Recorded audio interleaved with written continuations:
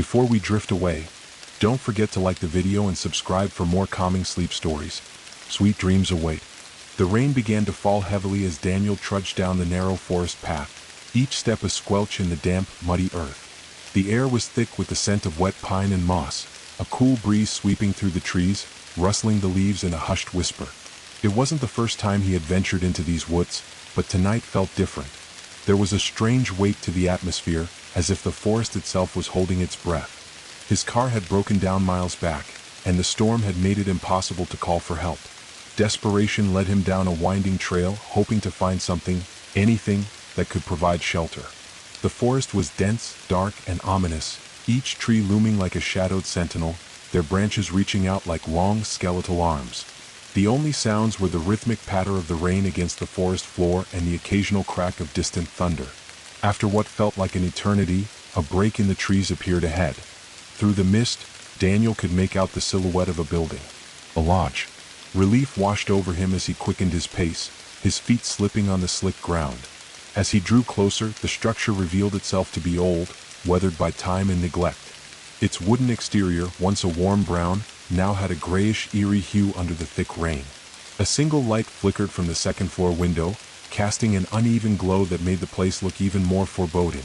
He stood in front of the door, hesitating for a moment.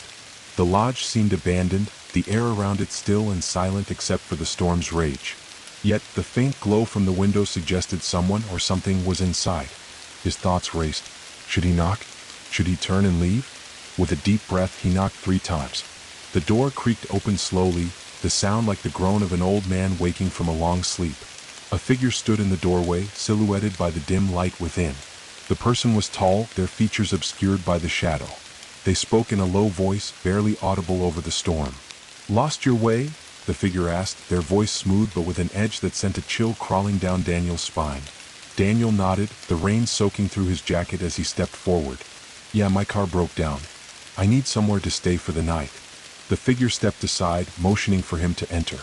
As Daniel crossed the threshold, a rush of warmth greeted him, though the air inside was thick with the musty scent of old wood and dampness. The lodge felt lived in, yet it also felt wrong, like it hadn't truly been touched in years, save for whatever or whoever had remained hidden within. A crackling fire burned brightly in the large stone fireplace, casting dancing shadows across the room. The walls were adorned with faded paintings, each of them depicting scenes of the forest outside. Though there was something unsettling about them, as if the trees in the paintings weren't quite right, their twisted branches bending in unnatural directions. The figure closed the door behind him, the sound of the latch clicking with finality. Daniel turned to face them, but the stranger had already moved toward the fire, their back turned, their movements deliberate. "You're safe here for now," the figure said, the words cold and measured. Daniel swallowed hard, his nerves beginning to settle, though an unease lingered. He glanced around the lodge, noting the worn leather chairs and the thick wooden beams overhead. But the longer he stayed, the more something seemed to gnaw at him. A sense that the lodge wasn't just a place of refuge from the storm. It felt like a trap, carefully set, waiting for someone to stumble in. The wind howled outside, rattling the windows as the figure turned back toward him, their face still hidden in the shadows. "We don't get many visitors," the figure murmured, their eyes gleaming in the dim light. "You'll find that this place doesn't like to be disturbed." Daniel couldn't move. The atmosphere in the lodge had shifted, the warmth of the fire no longer comforting but suffocating, pressing against him. He felt a deep urge to leave, but something kept him rooted to the spot. Then, as if in response to his unease, a soft creaking sound echoed from above, the distinct sound of footsteps walking slowly across the wooden floor of the second story. The stranger's eyes flickered toward the ceiling, their lips curling into a faint, unreadable smile. "You'll meet the others soon enough," they said softly before turning their attention back to the fire. Daniel's pulse quickened. He could feel the weight of the storm outside, the weight of the woods pressing in on the lodge, and now the weight of something else. Something that moved within these walls. Daniel couldn't shake the feeling that something wasn't right. The fire crackled loudly, but even that seemed to be swallowed by the thick air around him. The shadows danced on the walls, making the paintings look like they were moving, their twisted trees bending and shifting in the flickering light. He shifted uncomfortably, glancing at the figures standing by the fire.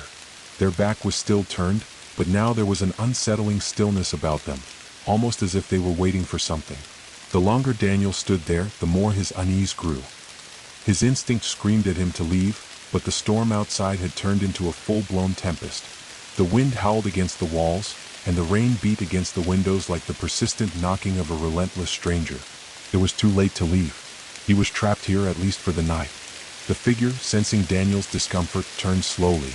The faint light from the fire caught the edge of their face, revealing just enough to make Daniel's stomach churn. The stranger was older than he'd first guessed, their skin pale and weathered, their eyes a deep, unsettling shade of gray. But what struck him most were the long, thin scars that marred their face, the kind of marks that could only be earned through years of exposure to something unforgiving. "There's no reason to be afraid," the figure said, their voice low and almost soothing, but with an edge that hinted at something darker beneath the surface. "Not yet, anyway." Daniel swallowed hard, forcing his throat to work as he spoke. I don't mean to be rude, but where is everyone else? You mentioned the others." The stranger's eyes flickered briefly toward the ceiling, where the sound of slow, deliberate footsteps echoed again. But they didn't answer immediately. Instead, they stepped closer to Daniel, their gaze fixed on him in an unsettling way, as if studying him. Daniel took an instinctual step back, but the figure didn't move toward him. They simply stood there watching. "There's no need to worry about them," they finally replied, their voice colder now. "They'll come down when they're ready. It's their way." Daniel's confusion only deepened. The hairs on the back of his neck stood on end. He turned his head towards the stairs, where he thought he had heard something move. But the staircase remained still, the dark shadows at the top of the landing unwavering. Then, as if to prove that he was not imagining it, the faintest sound of laughter drifted down from the second floor. It was a soft, eerie giggle like a child's laugh, but warped, unnatural. The kind of laughter that made you question whether you had heard it at all. The figure turned their head slightly, listening intently, and for the first time, Daniel saw a flicker of something in their eyes, something that resembled fear. The stranger's lips parted as if to say something, but before they could, the sound of heavy footsteps on the stairs interrupted them. Daniel's heart pounded in his chest, and he turned quickly toward the staircase, but no one appeared. It was as if the footsteps had stopped mid-step. A chill ran down his spine. A low voice, almost a whisper, but clear as day, came from above. "Come upstairs, we're waiting." Daniel froze.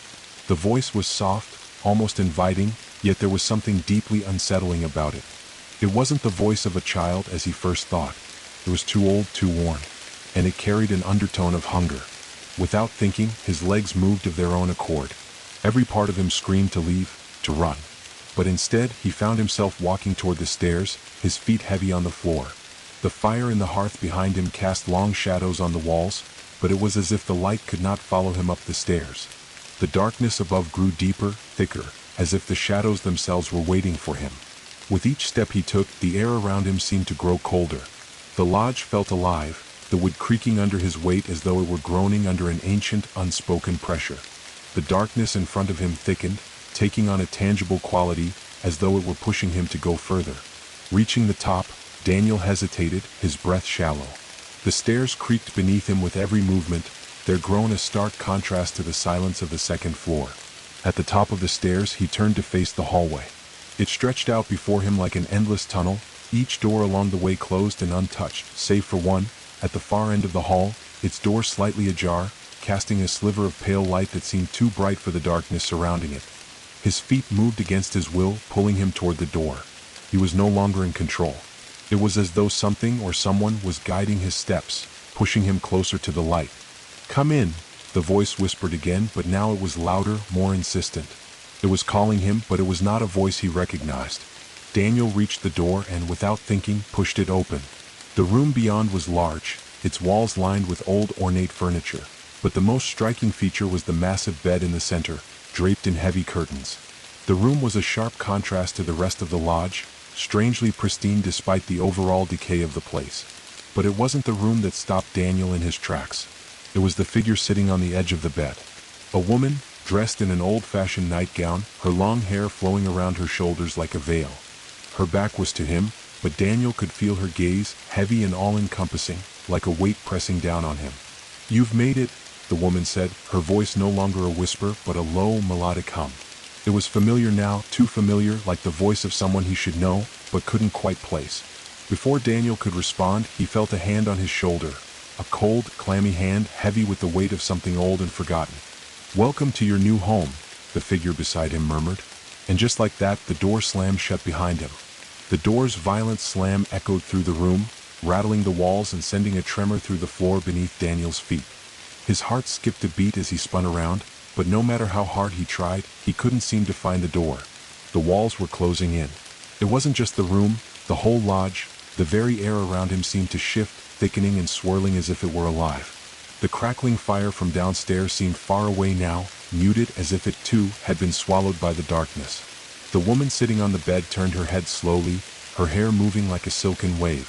Her eyes, cold, dark, and endless, locked with his. A small, almost imperceptible smile curled at the corner of her lips. There was something not quite human about her, something that made Daniel's skin crawl as she watched him with unblinking, penetrating eyes. "Don't be afraid," she whispered. But the words didn't soothe him.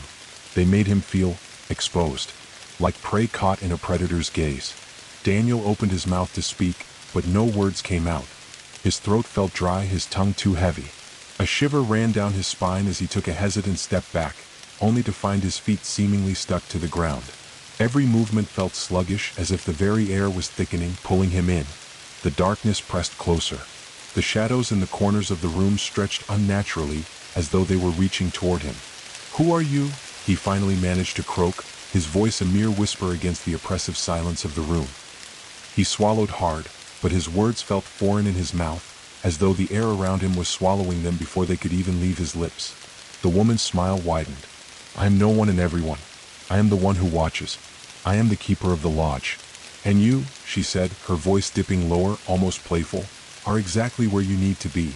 Before Daniel could respond, a low sound, almost like a hum, began to vibrate through the walls. It started faintly, almost imperceptible, but quickly grew louder, deeper.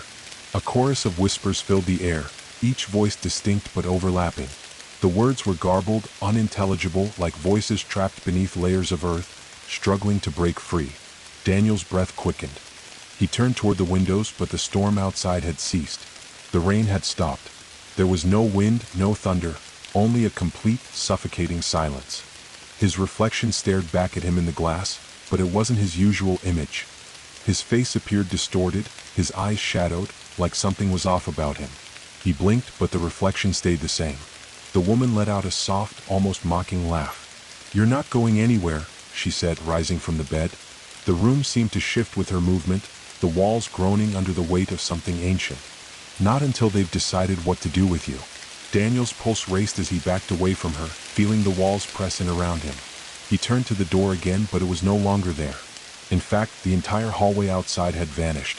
It was as if the room had swallowed the rest of the house, leaving him trapped in this impossible space with her.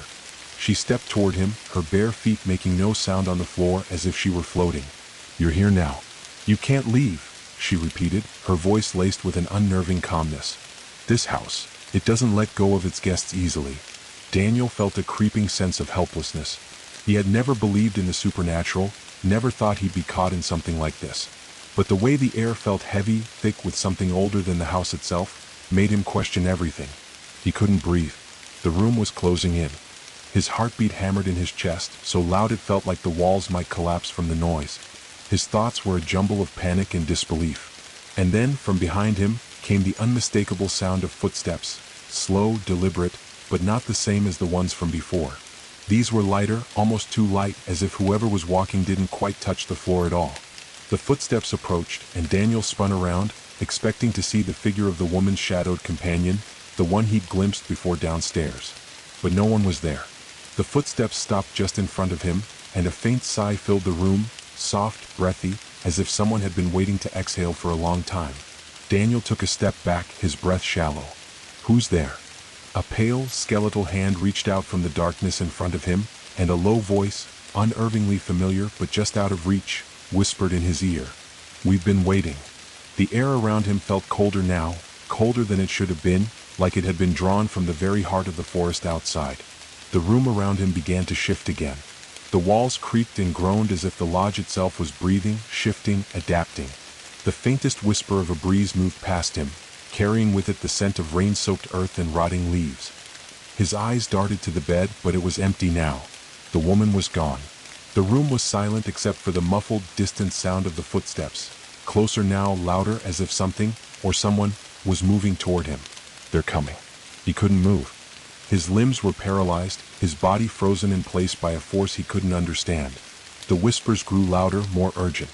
They sounded almost like voices that had been in the house for centuries, voices of those who had come before him. "I'm not like them," he said aloud, though his voice trembled. "I don't belong here." The darkness in the room seemed to pulse, to move with a life of its own.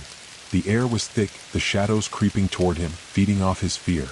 A cold, metallic scent filled his nostrils, something ancient, like decay, like rusted iron buried deep in the earth. The walls began to warp again, the floor beneath him starting to buckle and shift as though the very house was alive. The voices are here. The others are waiting. The door was gone. The woman was gone. But the footsteps kept coming, drawing closer and closer. The shadows in the room moved as though they had their own purpose, curling around him like tendrils reaching for his soul. Suddenly the whisper stopped. A voice, low and guttural, cut through the stillness. "You're not alone here. Not anymore." A dark figure, tall and gaunt, stepped out from the shadows, its eyes glowing with a faint, eerie light. It was human but not. It was something more, something older, something Daniel could not comprehend. The creature's mouth opened slowly, revealing rows of jagged teeth, its lips curling into a twisted smile. "Welcome," it rasped, "to the house of the forgotten." The air in the room grew even colder, the temperature plummeting as if the very essence of the house had drained every ounce of warmth from the space. Daniel's chest tightened, his breath shallow and ragged, his limbs frozen in place. His body screamed to move, to escape, but the terror that gripped him was overpowering, rooting him to the floor like a prisoner in his own skin. The figure before him loomed in the shadows, its features obscured by the darkness, but the glow from its eyes cut through the gloom, flickering like distant embers in a dying fire. Daniel's heart thundered in his chest, each beat sending a ripple of cold dread through his veins. His mind raced, searching for an explanation, a reason for what was happening. But there was none. Nothing about this made sense. This was no place of logic. This was a nightmare that bled into reality. The figure's jaw creaked open, the sound like bones grinding against each other, as it spoke in a voice that scraped against the walls, rattling them with its unnatural resonance. "You've come like the others before you," it hissed, its voice rich with malice and age. "Each of you drawn to this place, like moths to the flame, seeking shelter, warmth, and answers. But there are no answers here, only echoes." Daniel tried to speak, to demand what it wanted, but his throat constricted, the words trapped behind his fear. The figure seemed to take pleasure in his silence, its glowing eyes narrowing as it took a step forward, its footfall soft but heavy, as if it moved through layers of the earth itself. The shadows around Daniel twisted, and in the corners of the room he saw them, shapes, faint and indistinct, like figures carved from smoke. They were watching him, observing him from the darkness, their presence a silent weight on his mind. He could feel their eyes on him, cold and judgmental, as if they knew his every thought, every fear, every regret. "Do you know why you're here?" the figure asked, its voice cutting through the thickening silence like a blade. "Do you understand what this house is?" Daniel shook his head, barely able to keep his thoughts together. His instincts screamed at him to turn and run, but the terror paralyzed him. He could feel something ancient pressing against him, as if the very walls of the lodge were suffocating him. The figure stepped closer, its form becoming clearer, its grotesque features now visible in the dim light. It was tall, its limbs long and unnaturally thin, the skin stretched taut across its bones, pale as death. Its face was hollow, a gaping void where its mouth should have been, and its eyes, those glowing eyes, shone with an unnatural hunger. "This house," the creature continued, its voice a low growl, "was built on a lie that continues to feed. You think it's a shelter, a refuge, but it is a prison, a trap for the lost. And you, Daniel, are no different." The name. It sent a chill through his spine. How did it know his name? He hadn't introduced himself. He hadn't even spoken aloud. "How?" was all he could manage, his voice weak and strained. The figure tilted its head, an unnatural jerking motion that made Daniel's stomach turn. "Oh, we know all about you, Daniel. We know who you are, why you came here. The storm, the broken car. You've been here before, haven't you? Only, you didn't remember." Daniel's mind reeled. His memories were muddled, fractured, like pieces of a shattered mirror. Had he been here before? He tried to focus, to recall anything about this place, but the more he thought, the more distant it became. The pieces slipped through his fingers like sand. He couldn't remember. I don't understand, Daniel whispered, his voice barely audible. You will, the figure replied with a twisted smile, its mouth stretching impossibly wide, revealing rows of teeth that gleamed with a sickly yellow light. You will in time. The house always remembers. And soon, so will you. Daniel's body tensed as a sudden, overwhelming pressure gripped him from all sides, like 1,000 unseen hands pushing down on him. The walls seemed to close in, the ceiling lowering, the floor beneath him beginning to shift and writhe as though it were made of living flesh. The air felt thick, almost solid, as if the house itself was alive, breathing, its pulse in sync with his own. Do you hear them? The figure whispered, its voice barely a breath, but the words carried with them an immense weight. The others? They are waiting, watching. They too once thought they could escape. But there is no escape. Not for you. Not for anyone who enters this place. The shadows in the corners of the room began to swirl, twisting into shapes, their forms becoming more defined. Faces. Distorted, contorted faces screaming in silent agony. Figures that were once human, now twisted by whatever cursed energy had infected the lodge. Their eyes were wide with fear, their mouths open in silent screams, but no sound came from them.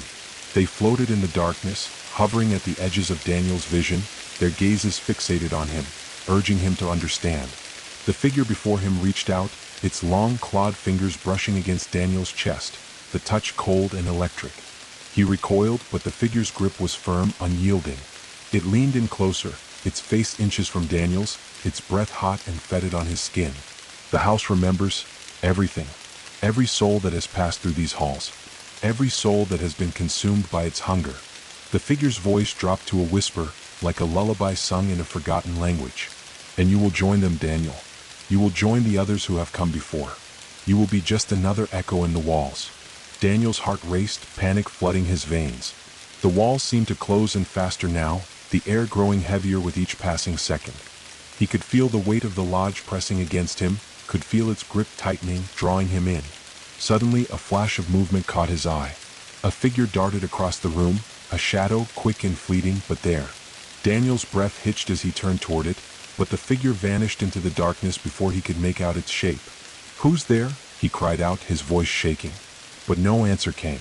The room grew colder. The pressure around him increased, the weight of the house becoming unbearable.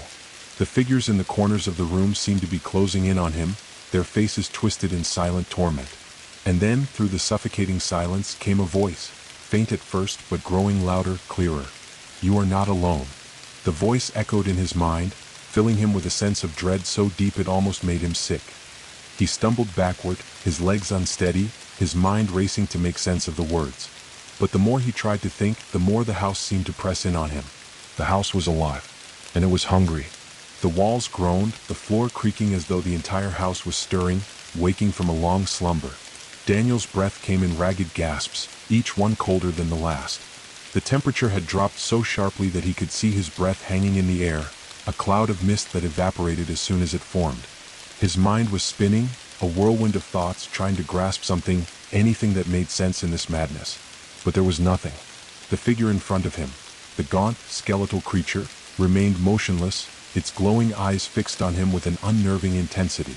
The air vibrated with an energy that Daniel could feel deep in his bones, like the pulse of something ancient, something dark, thrumming through the very foundation of the lodge.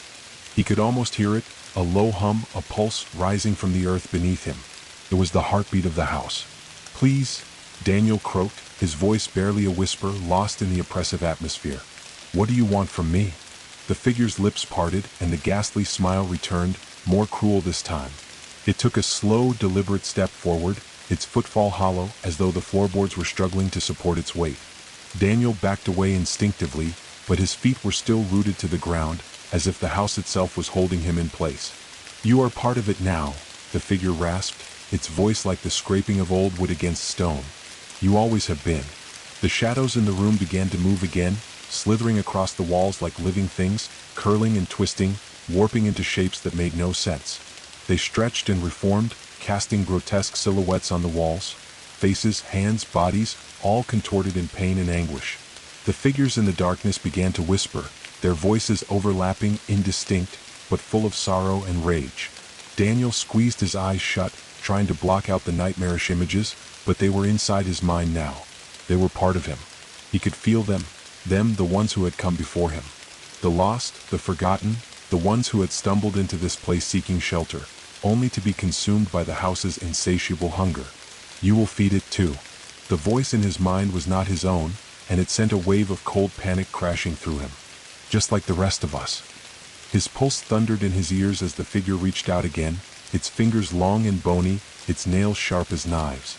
With one swift motion, it grasped Daniel's wrist, and the cold that radiated from its touch burned through his skin, sinking deep into his flesh.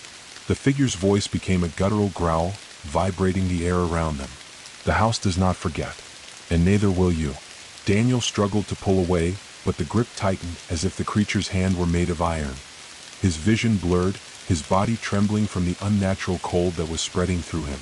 The temperature in the room was freezing now, the frost creeping up the walls, curling around the furniture, coating everything in an icy film. The fire in the hearth downstairs was but a faint memory, its warmth long extinguished.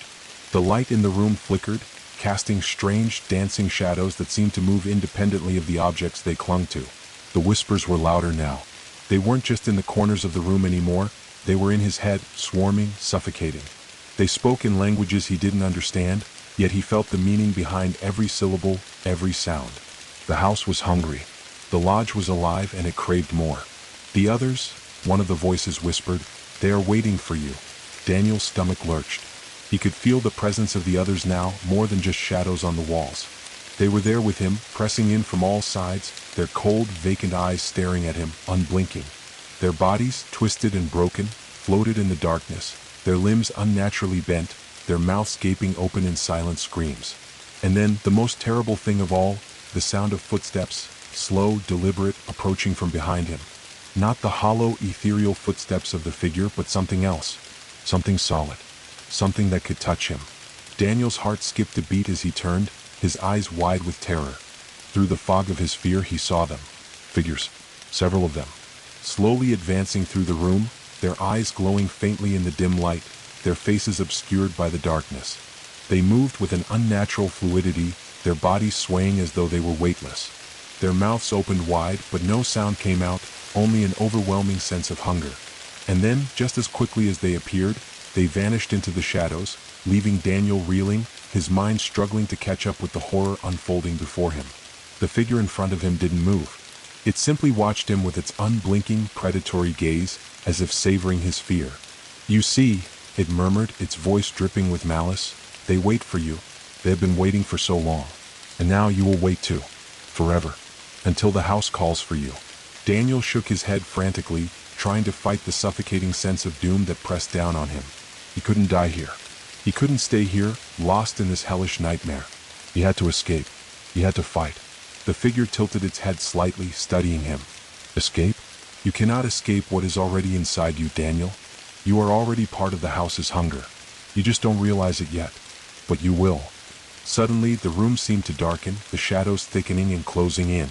The cold grew more intense, sharper, until Daniel could barely feel his fingers or his toes. His breath was fogging in front of him, and he could feel the bite of the chill gnawing at his bones.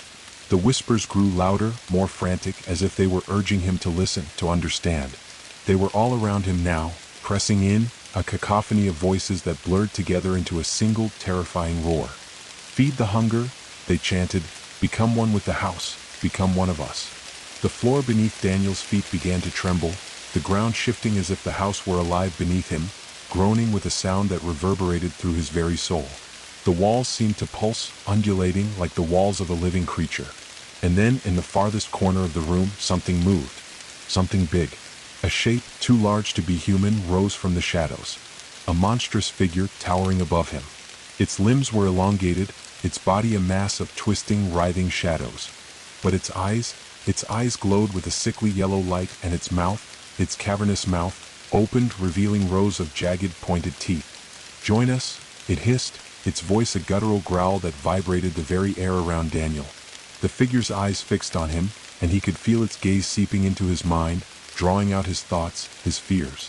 He could feel it inside of him, gnawing at the edges of his consciousness. Daniel staggered back, his body trembling, but he knew there was no escape. The walls were closing in, the darkness was swallowing him whole, and the hunger of the house, was everywhere. The house would never let him go. And now it was too late. Daniel's mind was racing, spinning, caught in the endless churn of panic. He could feel the walls pressing in, the floor shifting beneath his feet, as though the very foundations of the lodge were alive, breathing in unison with the grotesque shadows around him. His pulse thundered in his ears, drowning out the whispers, the voices, no, the souls, that echoed through the very marrow of his bones. They had been here. They had been here before him. And now they were him. The shape before him, no longer just a creature but a thing of nightmares, loomed, towering over him, its monstrous form writhing in the flickering, dim light.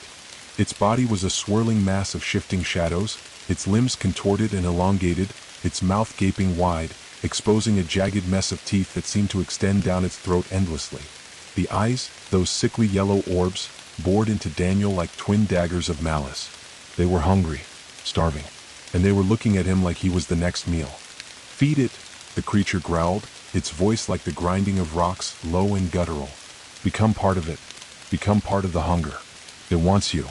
Daniel's breath caught in his throat, a frozen lump lodged in his chest. He took another step back, but the darkness seemed to fold in on itself, swallowing up any escape. The walls pulsed around him like the heartbeat of some eldritch creature, its rhythm steady and inevitable. The weight of the house grew heavier, oppressive, crushing him with a force he couldn't comprehend. "No," Daniel whispered hoarsely, shaking his head. I won't be part of this. I'm not like them." The creature's smile widened, its mouth stretching wider than should have been possible, its lips peeling back to reveal even more rows of jagged teeth. It stepped forward, its movements slow, deliberate, each footfall leaving a deep, echoing thud in the air. "You already are," it said, its voice now a sickening blend of warmth and cold, of promise and doom. "You are already here. The house knows you, remembers, and soon you'll remember too." The ground beneath Daniel's feet trembled again, and for the first time he felt it, a faint pulling sensation in his chest, as if the house itself was drawing him in, tugging at the very core of his being. It wasn't a physical force but something far worse, a psychological grip that squeezed his thoughts, his identity, making them slip away piece by piece. "No," he thought desperately. "This isn't real. This is just a nightmare." But even as the thought passed through his mind, he knew it was a lie. This wasn't a nightmare. This was real. The lodge was alive, and it wasn't just waiting for him. It had been waiting for everyone who had ever stepped foot in it. It had been waiting for the ones who had come before him, and now, it was waiting for him to join them. The creature reached out, its hand, a long skeletal appendage, extended toward him with a chilling slowness. The claws at the end of its fingers were sharp, glinting in the dim light, and as they brushed against the air, the temperature dropped even further. Daniel's breath turned to mist before his eyes, his body trembling from the cold. "No!" he gasped, stumbling back, but there was nowhere to go. The walls had closed in. The shadows were closing in. The house itself was closing in. A cold, clammy hand wrapped around his wrist, pulling him closer, dragging him toward the creature, toward the darkness. The very air around him seemed to thicken, to solidify, like the house was pressing in on all sides, suffocating him. He tried to pull away, tried to fight, but the more he struggled, the tighter the grip became, as if the house itself were claiming him. "You will feed the hunger," the creature whispered, its breath foul and thick with the stench of decay. "You will give in. There is no escape. The house has claimed you." The word struck him like a physical blow. He felt his resolve crack, just for a moment, just long enough for the creature to pull him closer. His thoughts became muddled, disjointed. He could hear the whispers again, louder now, their voices no longer distant but inside his head. "Join us," they cooed. "Become one with us." The dark figure loomed over him, its jagged teeth gleaming. The air was so thick with cold that his skin stung. He felt as though his heart were being pulled out of his chest, drawn toward the house's ravenous hunger, toward the insatiable void that waited to consume him. And then, like a switch had been flipped, a memory crashed into his mind, a fleeting image of something warm, a memory of sunlight, a quiet lake, laughter, home. It was a vision of a life he had once known, a life that now felt so distant, so fragile. His hands clenched, his nails biting into his palms. "I'm not like them," he thought again. "I'm not one of them." The creature's eyes glinted with malicious amusement as it watched the battle unfold inside Daniel's mind. It knew what he was trying to do. It had seen it happen before. "You cannot fight it," the creature sneered. "You are already part of the lodge. You were always meant to be. It has been waiting for you. It has always known." The whispering grew louder, more frantic. The shadows seemed to press in from all sides, their faces distorted and stretching, reaching out to grab him, to pull him into the darkness. The house was alive and it wanted him. Suddenly, Daniel's body surged with a new, desperate energy. His legs shook with the effort, his chest tight with the force of his breath, but something inside him snapped. With a strength he didn't know he had, Daniel yanked his wrist free from the creature's grip. The force of the movement sent him tumbling backward, crashing into the floor. The cold seemed to seep into his very bones, but for a split second he felt free. But the house wasn't done with him yet. It didn't let go so easily. The walls screamed, not in sound but in the vibration of the air itself. The floor shook as though the foundation of the house was about to collapse. The shadows howled in fury, their voices rising to a deafening crescendo. The whispers turned into a roar, a cacophony of hundreds of voices, each one pleading, begging for release. The house was hungry, and now so was Daniel. As he lay there on the cold, trembling floor, his mind racing, he understood. The house wasn't just a prison. It was a living, breathing entity, a vast and ancient thing that had grown on the suffering of those it trapped. And now it was feeding on him. The shadows closed in around him, pressing against him, suffocating him with their cold presence. Daniel could feel the darkness swirling around him, consuming his thoughts, his memories. He could feel the hunger gnawing at him, eating away at the last vestiges of his identity. And then, in the depths of the darkness, he heard the whisper again. "You are one of us now." The hunger had claimed him. The lodge had claimed him. And Daniel was no longer a man. He was a part of the house. Forever. The world around Daniel shattered into fragments. His thoughts, his memories, everything that had once defined him began to unravel and fade like mist in the morning sun. The shadows closed in tighter, their cold fingers brushing against his skin, and the voices, oh, the voices were everywhere, swirling around him like a storm. Each one was a whisper, a cry, a desperate, tormented wail. The hunger, was deafening now, louder than anything else, drowning out everything but the insatiable need for more. Daniel's mind screamed, but the sound was muffled, swallowed by the suffocating darkness. His body felt weightless, as though it were no longer his own. He couldn't remember what it had been like to feel warmth, to feel light. All he knew now was this: the cold, the hunger, the endless darkness that pressed against him like the walls of a tomb. He tried to move, but his limbs didn't respond. He tried to scream, but no sound came. He tried to remember who he was, but the past, his life, felt like a dream, something long forgotten. A distant echo of a time when he was more than just a shadow, more than just part of the lodge. The house, the creature, the shadows, they had consumed him. And in doing so, they had torn him apart, piece by piece, until nothing remained but the empty shell of what he had once been. But even as his sense of self dissolved into the void, a new awareness began to take root inside him. It was not his own. It was the house, the lodge. It was alive and it was inside him now. He could feel its pulse, its rhythm, its hunger. He felt the stirring deep within his chest, as if the house had taken residence in his very heart. He could feel its heartbeat, slow and steady but unmistakable. It had always been there. From the moment he had stepped foot inside, the house had been waiting for him to become part of it. And now he was. The shadows around him twisted, the darkness deepened, and suddenly Daniel was no longer in the room. He was somewhere else, somewhere darker. A vast, endless void stretched out before him. No sky, no ground.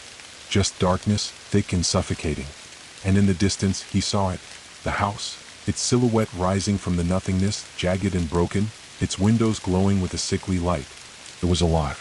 He tried to move, but his feet were rooted to the spot. The darkness pressed in from all sides, threatening to engulf him completely. And then he heard it, the sound of footsteps. Slow, deliberate, and coming closer. The air around him grew heavier, thick with the scent of decay, of rotting wood and stale, damp air. The footsteps grew louder.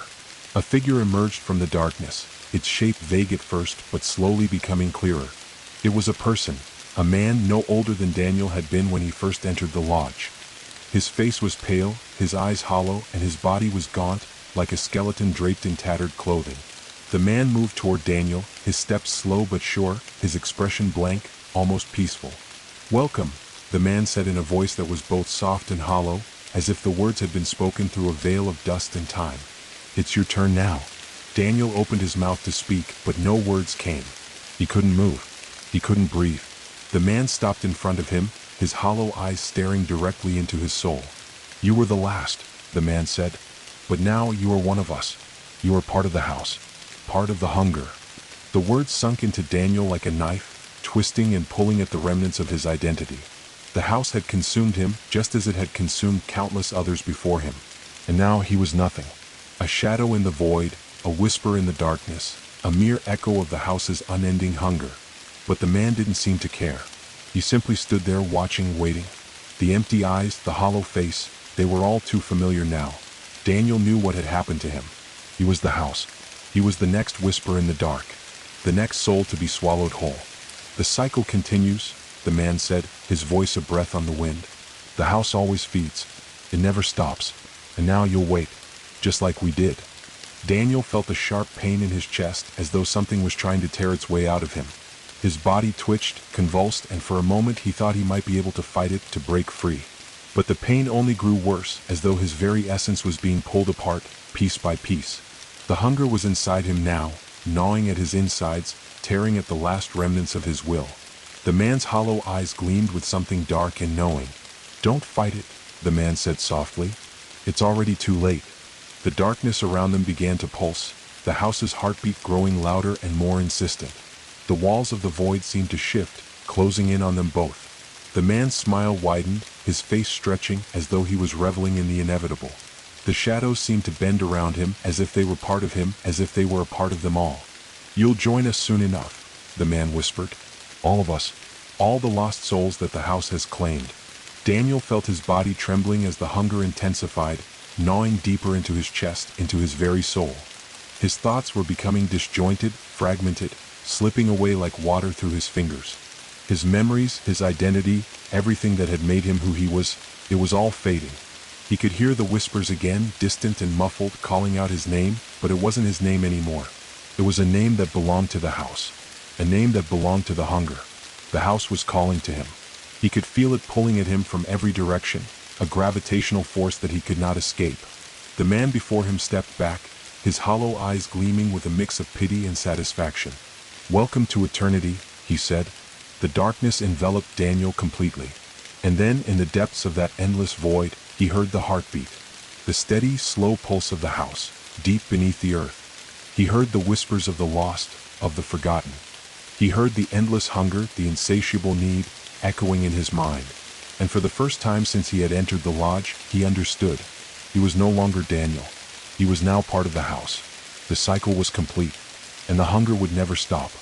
Time ceased to have meaning in the void. There was no day, no night, no light or darkness. There was only the pulsing, the beating, the hunger. It resonated through the very air, vibrating every particle in existence. Daniel couldn't tell how long it had been since he had fully surrendered to it. Hours? Days? Years? Time was irrelevant here, lost in the ever-churning cycle of the house. The endless void had become his new reality, an endless, hollow expanse where no light could reach and no sound could escape. Yet the house was always with him, always alive in every atom, every breath he took. It was no longer just the walls or the shadows. It was his thoughts, his very being. The house had become one with him, and he had become one with the house. There was no escape, no way to fight it. He had been consumed, absorbed as countless souls before him had been. The hunger, ancient and insatiable, flowed through him like blood in his veins. It was a part of him, a constant gnawing, ever-present sensation deep in his chest. The house was always there, whispering to him, calling him to embrace the endless cycle of death and rebirth. At first he had fought it.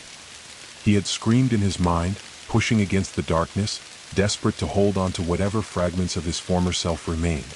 But the more he resisted, the deeper the hunger dug into him, until he felt as though he were being hollowed out, piece by piece. And in the end he had surrendered. Now he was no longer Daniel. He was something else. Something far older. Far darker.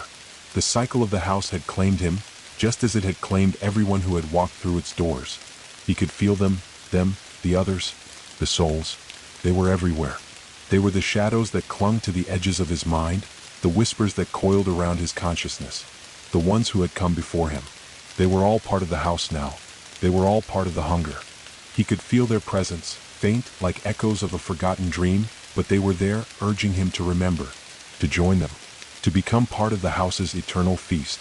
Daniel's mind was a whirlwind of fragmented memories, distorted flashes of who he once was. He could remember his life, His car breaking down on the road, the storm, the rain that had led him to the lodge. But those memories felt distant now, like fading images from a past life that no longer mattered. What mattered now was the hunger. The insatiable, unending hunger that clawed at him from the inside. It consumed him, turning his thoughts into nothing more than an echo of the house's will. He could feel his essence melding with the walls, the air, the shadows. He was part of it now, part of the cycle, and there was no going back. Suddenly, the world around him began to shift. A light, faint at first but growing brighter, appeared in the distance, cutting through the blackness. It was a strange light, not like any light he had seen before.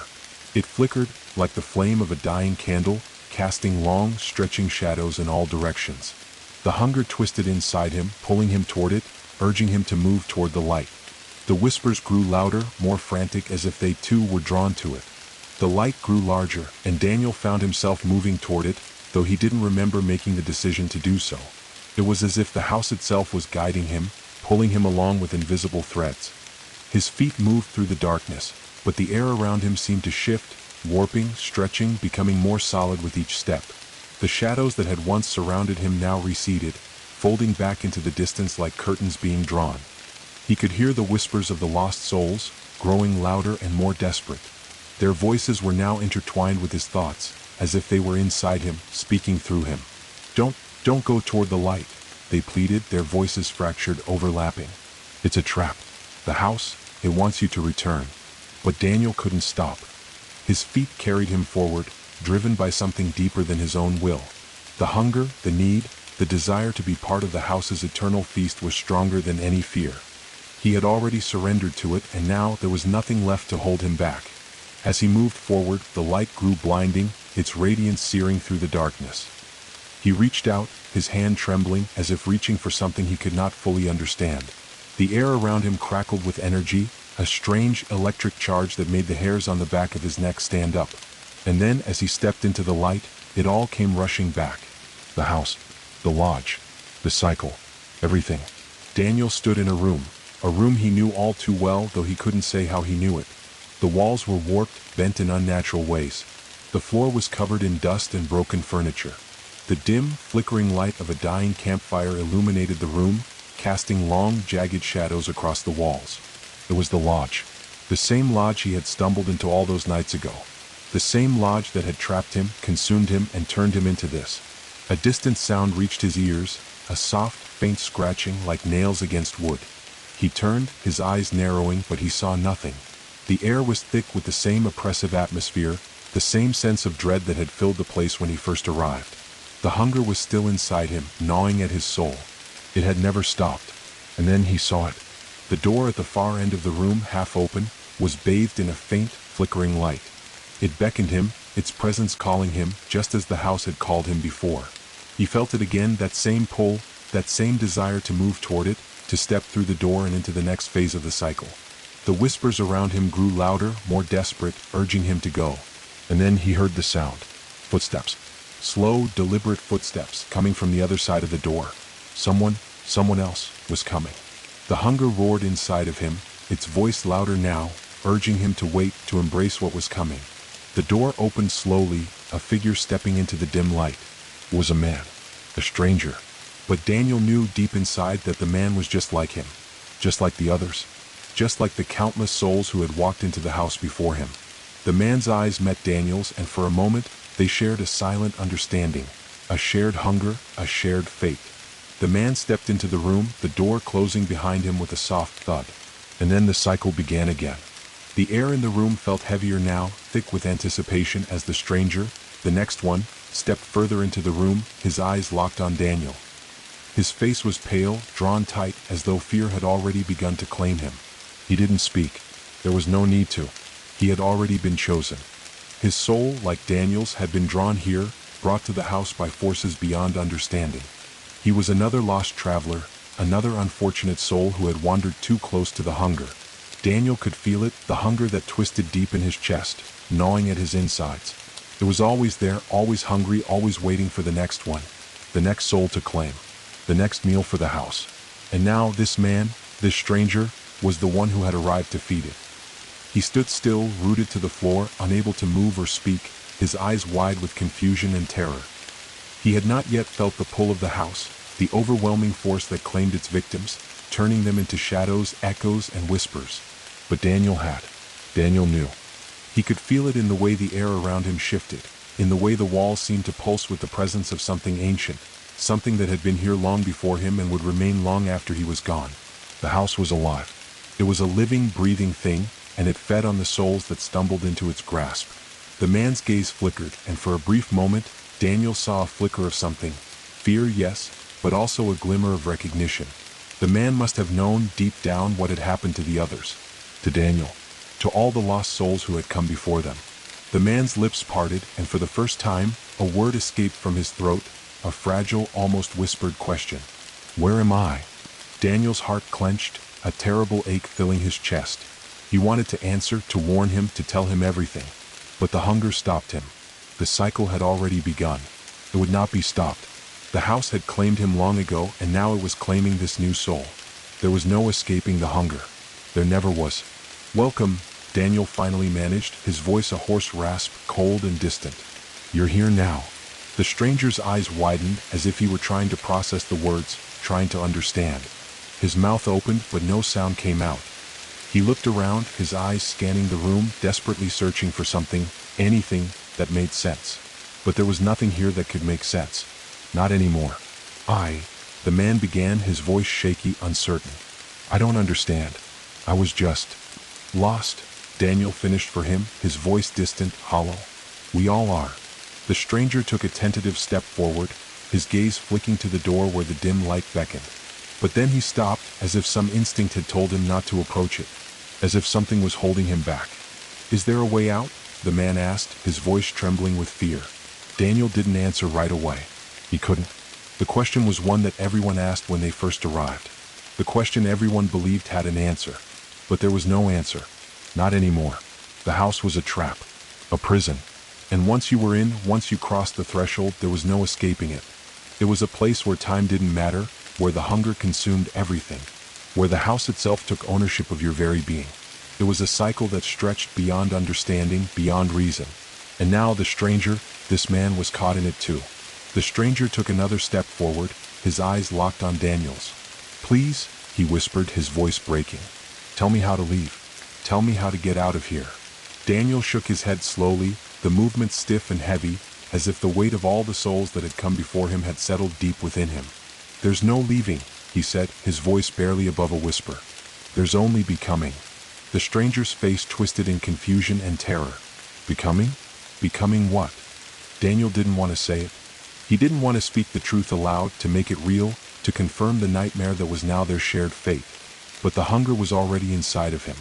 It was a gnawing, constant presence. The truth was as inevitable as the walls closing in around them. Part of the house, Daniel said, his voice like gravel in his throat. Part of the hunger. The stranger recoiled, stepping back as though the words had burned him, as though the very idea of it was too much to bear. But it was too late. He had already entered the house. And the house knew him. The temperature in the room dropped. The shadows deepened. The walls seemed to draw in closer, suffocating them both, making it hard to breathe. The air grew thick with the oppressive presence of something ancient and alive, a force that had been waiting for this moment. Waiting for the stranger to enter, waiting for the cycle to begin again. Daniel's chest tightened as the hunger stirred within him, a terrible hollow feeling that gnawed at him from the inside. He could feel the pull of the house again, like a cold hand closing around his heart, urging him forward, urging him to become. The stranger staggered backward, his eyes wild with fear. No, he gasped, shaking his head. I won't become one of them. But it was already too late. The house had already marked him, already claimed him. There was no running, no hiding, no fighting it. He had stepped into the house, and now he was part of it. Just like Daniel. Just like the others. And as the stranger looked at him, his eyes filled with panic, Daniel felt something inside him stir. He felt the hunger surge within him, urging him to take the next step in the cycle. To become part of the house. To feed the endless hunger. The stranger began to scream, a raw, guttural sound that echoed through the room, bouncing off the walls. But the scream was cut off abruptly, swallowed by the house, absorbed into the ever-present darkness. The walls seemed to pulse with the sound, as if the house itself was feeding, drawing the soul of the stranger into it. Daniel closed his eyes, unable to watch. The hunger was too great, too consuming. The house was too powerful. When he opened his eyes again, the room was still, silent. The stranger was gone. Just another shadow, just another soul claimed by the house. And now it was Daniel's turn to wait again. To wait for the next one. The cycle would continue as it always had. The house would feed and it would wait. The hunger would never stop. It was eternal. And Daniel was part of it now. The room was quiet, too quiet. The faintest sound, the crackling of the dying embers in the hearth, was the only thing that broke the oppressive silence. Daniel stood still, his eyes locked on the empty space where the stranger had been. His body trembled as the weight of the hunger settled deeper into his chest, the gnawing emptiness, the constant pull, reminding him of what he had become. His eyes were drawn to the shadows again, the corners of the room where the dark seemed to pulse and breathe. The hunger had been satisfied for now. The stranger, like all who had entered the house before him, was gone, his soul consumed. He had become one with the house. But the hunger would never truly rest. It never did. Daniel turned slowly as if pulled by some invisible force. His gaze swept across the room, the same room that had once been a refuge, a sanctuary for travelers lost in the storm. It was no longer a place of safety. It had become a prison, a place of eternal darkness, of endless cycles. The walls seemed to stretch and breathe with every pulse of the house. The floor, cracked and broken, seemed to sway beneath his feet, as if the very ground beneath him was alive, alive with the hunger. The house was watching him, waiting. Daniel's fingers brushed against the wall and he could feel it, the pulse. It was faint, like the rhythmic beating of a heart, deep within the house. And as his hand made contact, a surge of images filled his mind. Memories, fragments, disjointed and broken, but they were real. They were all the others, all the souls who had been here before him. He saw their faces, their eyes wide with terror, their mouths open in screams that never ended. The spirits of those who had been lost to the hunger, their souls twisted into something unrecognizable. He could feel them now all around him, lurking in the shadows, their whispers a constant presence, urging him to join them to feed the house. But even as the hunger gnawed at him, a deep, gnawing fear began to settle into his gut. The cycle was endless and now he was part of it. He had lost everything, his identity, his life. He was no longer Daniel, the man who had wandered into the forest, seeking shelter from the storm. He was now a whisper, a shadow in the dark, a part of the house. But something had shifted. Something inside him was different. The hunger, it was growing. More than just the gnawing emptiness inside him, it was now becoming him. He could feel it reaching deeper into his soul, wrapping itself around his thoughts, until he was no longer certain where the house ended and he began. He was no longer a lost soul within the house. He was the hunger, and the hunger was spreading. The house was vast, far larger than it had seemed at first, stretching out into places Daniel could never have imagined. It was not just confined to the walls of the lodge. The house was everywhere. It was in the air, in the very ground beneath his feet. It was in the darkness, in the whispers of the lost souls that had been consumed before him. The house was alive and it was growing. As the hunger gnawed at his mind, the walls of the lodge began to change. The darkness seemed to deepen, the shadows thickening and moving like living things. The corners of the room seemed to stretch out, as though they were no longer confined to a physical space, but had become a part of the house's ever-expanding reach. Daniel could feel it now. The house was no longer just a prison. It was feeding on him, on his very essence, pulling him deeper into its insatiable maw. The memories, the faces of the lost souls were becoming clearer now, more vivid, more real. They surrounded him, closing in, their eyes hollow, their mouths stretched in silent screams. Their faces were twisted, warped, their features contorted in agony. Some of them reached out to him, their cold, bony hands brushing against his skin, their fingers like ice. Others simply stared, their eyes empty, their souls long since devoured by the house. The hunger, it was spreading. And it was his hunger now. A sudden, sharp pain shot through his chest and he gasped, staggering backward. The hunger was no longer just a gnawing sensation. It was a fire, a blazing inferno that consumed everything in its path. His body ached with it, every bone, every muscle feeling as if it were being torn apart from the inside. He wanted to scream, to cry out, but no sound came. The pain was unbearable. The hunger was unbearable. But even in the midst of the pain, Daniel knew. He knew that this was how it always started. This was how it had always been. The hunger would consume him, and then he would become part of the house. The next shadow in the dark. The next whisper. The next soul lost to the cycle. But there was something else now. something different. A shift in the air. A presence. He wasn't alone. The room grew colder, the temperature plummeting, and Daniel's breath began to mist in the air. He spun around, his eyes darting across the room, searching for the source of the cold, the presence he could feel just behind him. And then he saw it. A figure standing in the doorway, half shrouded in darkness. It was tall, its form tall and impossibly thin, its face hidden in shadow. But Daniel could feel it. He could feel its eyes, burning, unblinking, watching him. The air around it seemed to ripple, as if it were made of something other than flesh and bone. It wasn't like the others. It was something new. The figure took a step forward, and the floor groaned beneath its weight.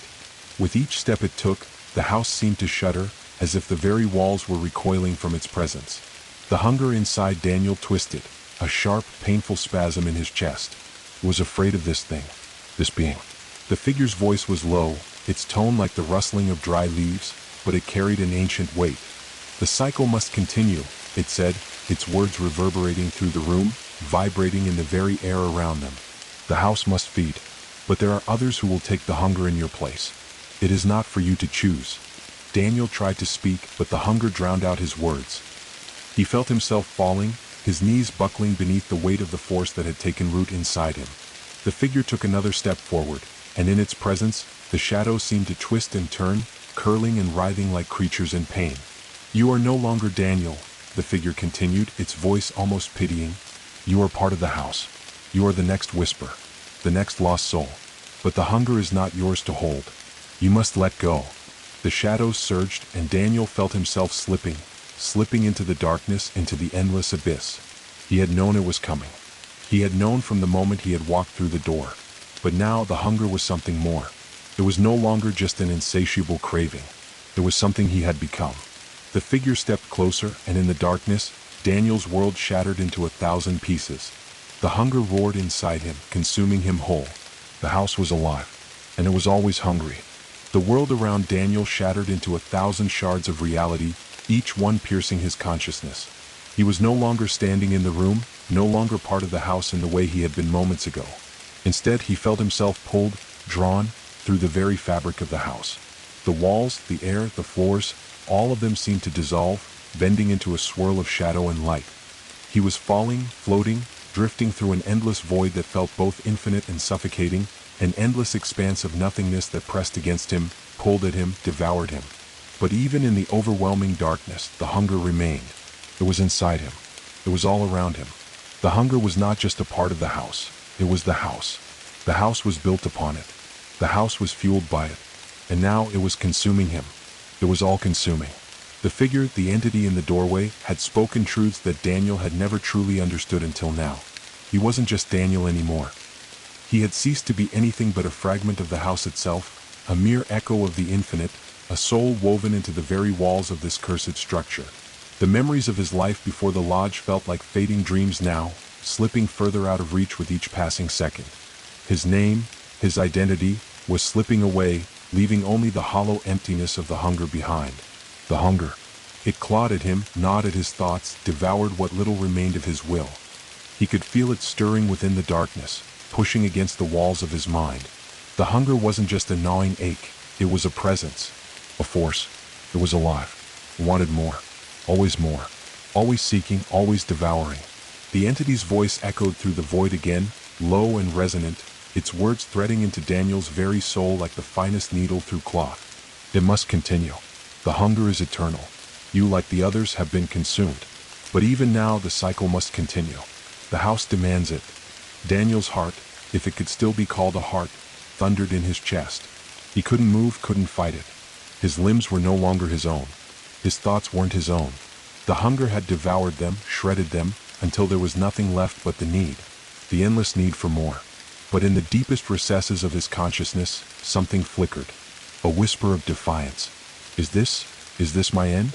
He didn't know where the thought had come from. It felt foreign, an intrusion into the fog of his mind. The hunger surged, a wave of searing heat and cold that burned through him, threatening to extinguish any remnants of resistance. But still, that thought, that fragment of a forgotten self, lingered. Am I gone?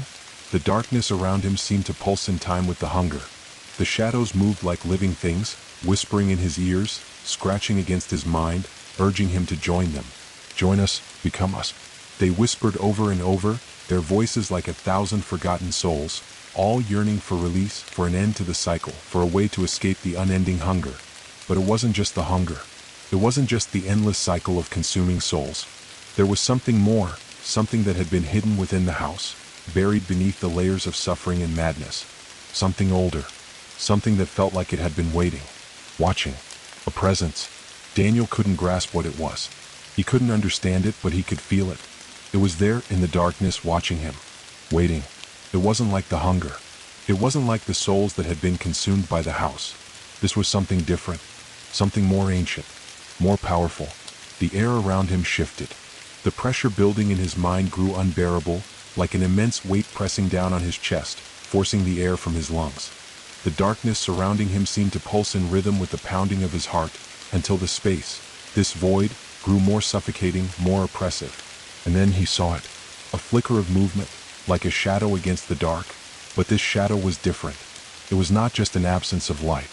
It was a presence, a figure that loomed tall, impossibly tall, its shape shifting and flickering like smoke in the wind. The shadows around it seemed to bend and warp, twisting and stretching unnaturally. Its form was fluid, indistinct, like a creature made of darkness and void, a being from a time beyond the house, beyond the hunger. Daniel's pulse quickened, and for the first time since the house had consumed him, he felt something. Something more than the gnawing ache of the hunger. The feeling was as distant as a memory, a flicker of recognition. He wanted to scream, to call out, but his voice was lost, swallowed by the void. The entity, the shadow, moved closer, its presence suffocating the space around him. The hunger within him seemed to recoil from it, as if afraid. The figure stopped just within reach, but Daniel couldn't see its face. He could only feel the cold that poured off of it, a cold so deep and so profound that it made his very soul shiver. And then it spoke. "You think you are the only one who suffers here?" Its voice was low, echoing in the depths of his mind, as though the words were not just spoken aloud but felt inside him. It wasn't a voice he could hear with his ears. It was a voice that reverberated through his very bones. Daniel's mind reeled, but even in the haze of hunger and shadow, he managed to form a question. "What are you?" The figure's presence seemed to grow, a darkness that filled the void, consuming it, until Daniel could barely breathe under the weight of it. "I am the one who was here before," the entity answered, its voice laden with a deep, ancient sadness. "Before the house, before the hunger. I was the one who created this place, the one who summoned it, the one who wove it into existence." Daniel's heart, if it still could, would have skipped a beat. The hunger, the consuming force that had defined his existence, seemed to shudder at these words. A wave of cold dread swept over him as the reality of what he was hearing sank in. "You created this?" Daniel whispered, his voice distant, thick with the weight of the truth. The figure's form wavered in the darkness, as if it were struggling with something, as if it were holding back from revealing too much. "Yes," it replied, the word heavy with centuries of regret. "I created the hunger. I created the house. I created the cycle." Its voice broke, a deep sorrow seeping through. "And now, I'm trapped in it too.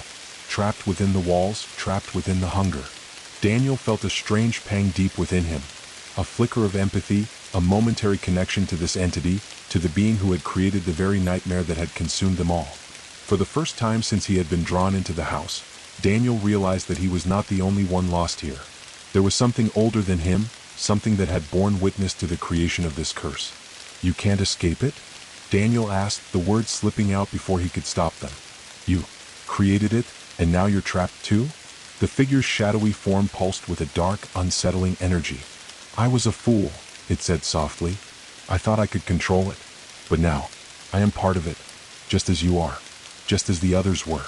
And as the hunger claims you, it will claim me too. Forever."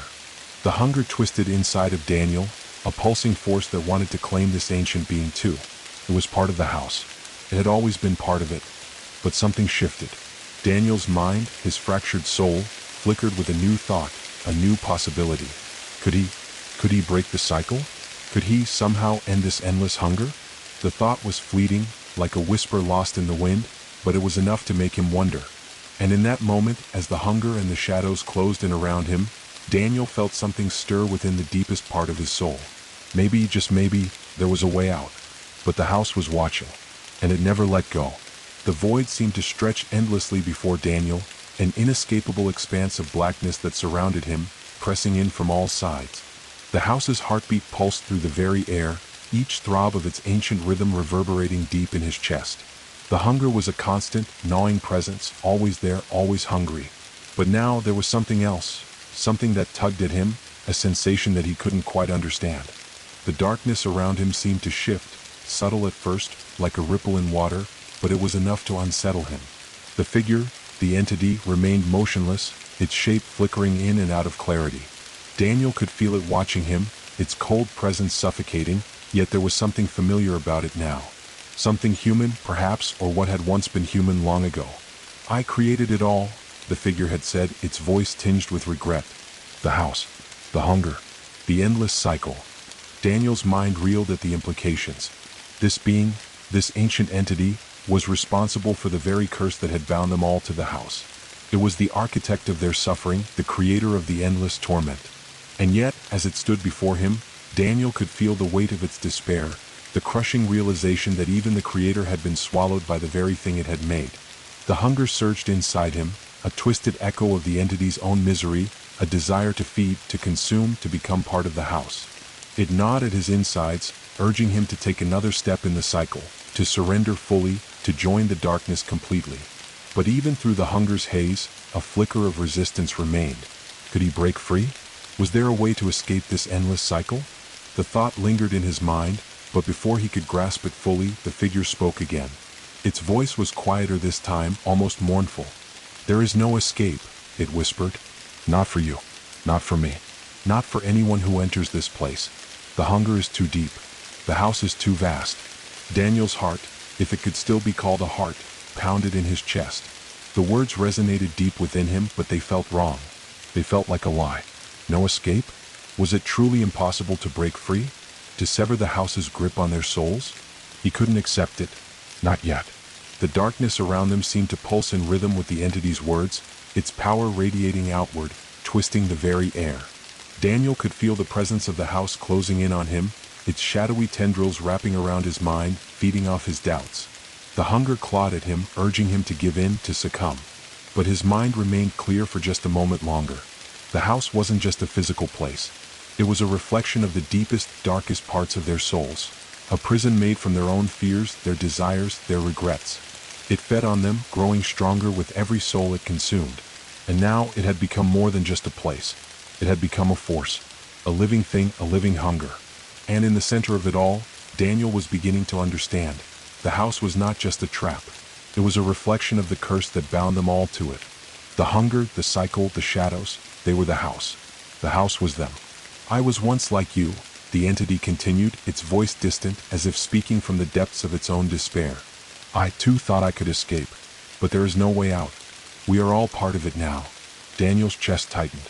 The hunger clawed at him, but something else stirred beneath it. The house, this ancient, malevolent force, it was afraid. Afraid of something.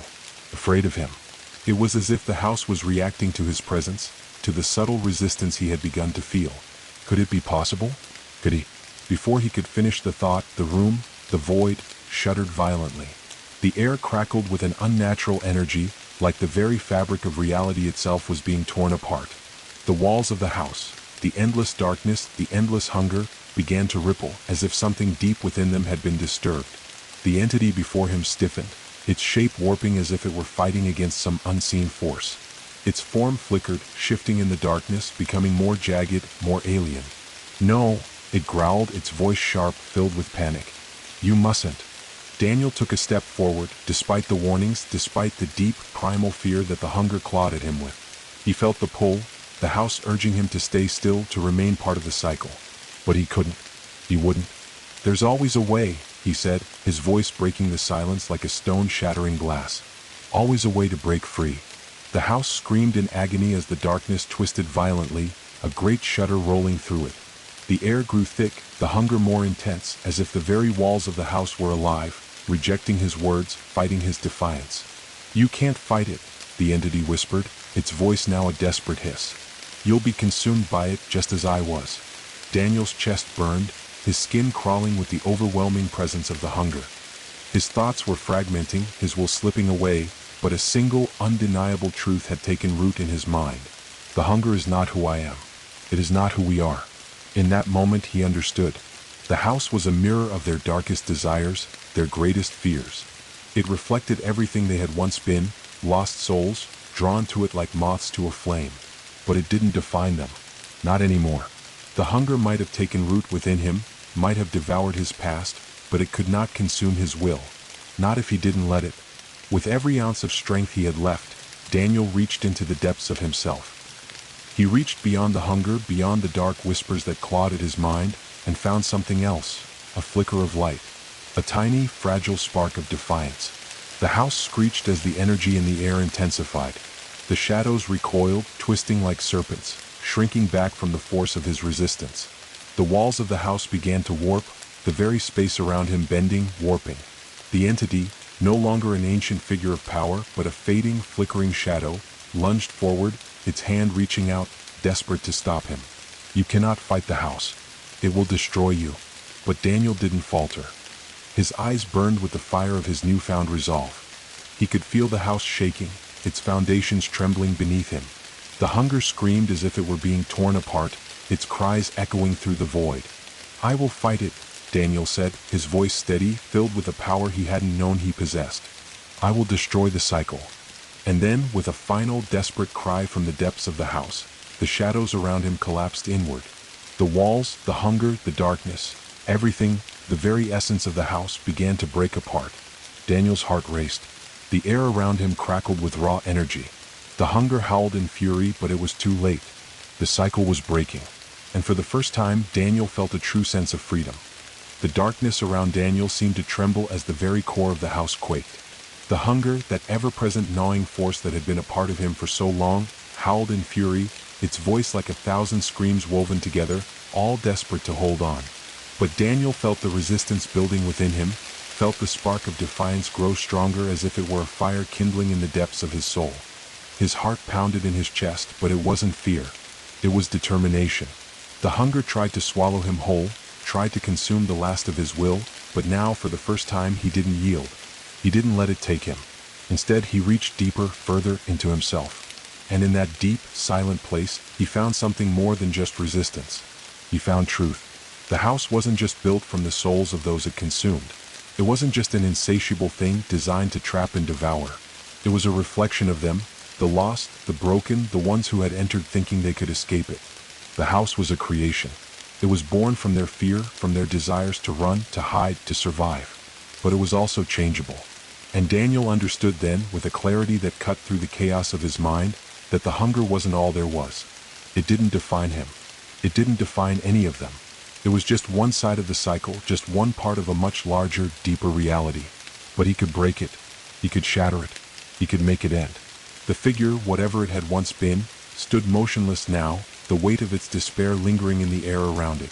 Daniel's gaze fixed on the entity, and for a brief moment, he saw something flicker behind its eyes, something like fear. But it was different from the terror that had once filled the house. This fear was ancient, born from the knowledge of its own creation. The entity, trapped in its own cycle, had once believed that there was no escaping the hunger, no way out. It had built this place with the same certainty. And now it was watching Daniel, waiting for him to fail, to succumb to the hunger just like all the others. But Daniel wasn't just another soul, lost and forgotten. He wasn't just part of the cycle. He was the one who could end it. The hunger writhed inside him, twisting his mind, his very being, threatening to overwhelm him with its power. The pull was so strong, the emptiness so vast, but Daniel felt his resolve harden. The hunger was not a force of nature. It was a creation, a reflection of their deepest fears, the brokenness of their souls, and the unending need to feed. But it could be destroyed. It could be undone. He could undo it. With every breath, he pulled more of his strength together. His body shook as the house around him twisted and groaned, the walls bending, warping in agony, as if the very foundations of reality were breaking apart. The entity before him stood rooted in place, its shadowy form flickering, its presence a stark contrast to the surging energy within Daniel. It didn't understand. It didn't see. Daniel's voice broke the silence, cutting through the void like a blade. I will not let this continue, he said, his words reverberating in the air around him. His voice was raw, but it held an unshakable certainty. You made this place, but you are not its master. You are not mine. The shadows surrounding the entity shifted, writhing as if recoiling from his words. The hunger screeched, but the noise was no longer a sound of victory. It was a sound of loss.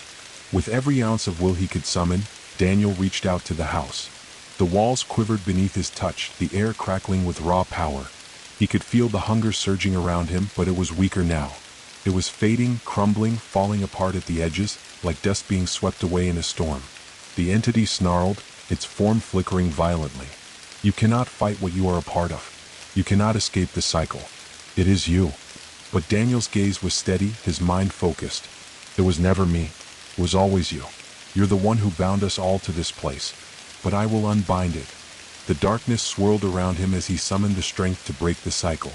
The hunger, once insatiable, now faltered under the weight of his defiance. The house, this place that had been a prison, a tomb for so many lost souls, began to shake violently. The air buzzed with energy, like the hum of 1,000 voices screaming in unison. The entity's form trembled, its shadowy limbs stretching out, desperate to cling to its last vestige of power. But it was no match for the power that now surged through Daniel's veins. The hunger, once a consuming fire, was now a dim ember flickering weakly in the distance. I'm not like you, Daniel said, his voice low, almost tender. And I never will be. With a final, explosive surge of energy, Daniel shattered the hunger. The house cried out in agony, a shriek that tore through the very fabric of reality. The walls of the lodge warped, cracked, and splintered, the darkness retreating as the house, once alive with its insatiable hunger, began to crumble into dust.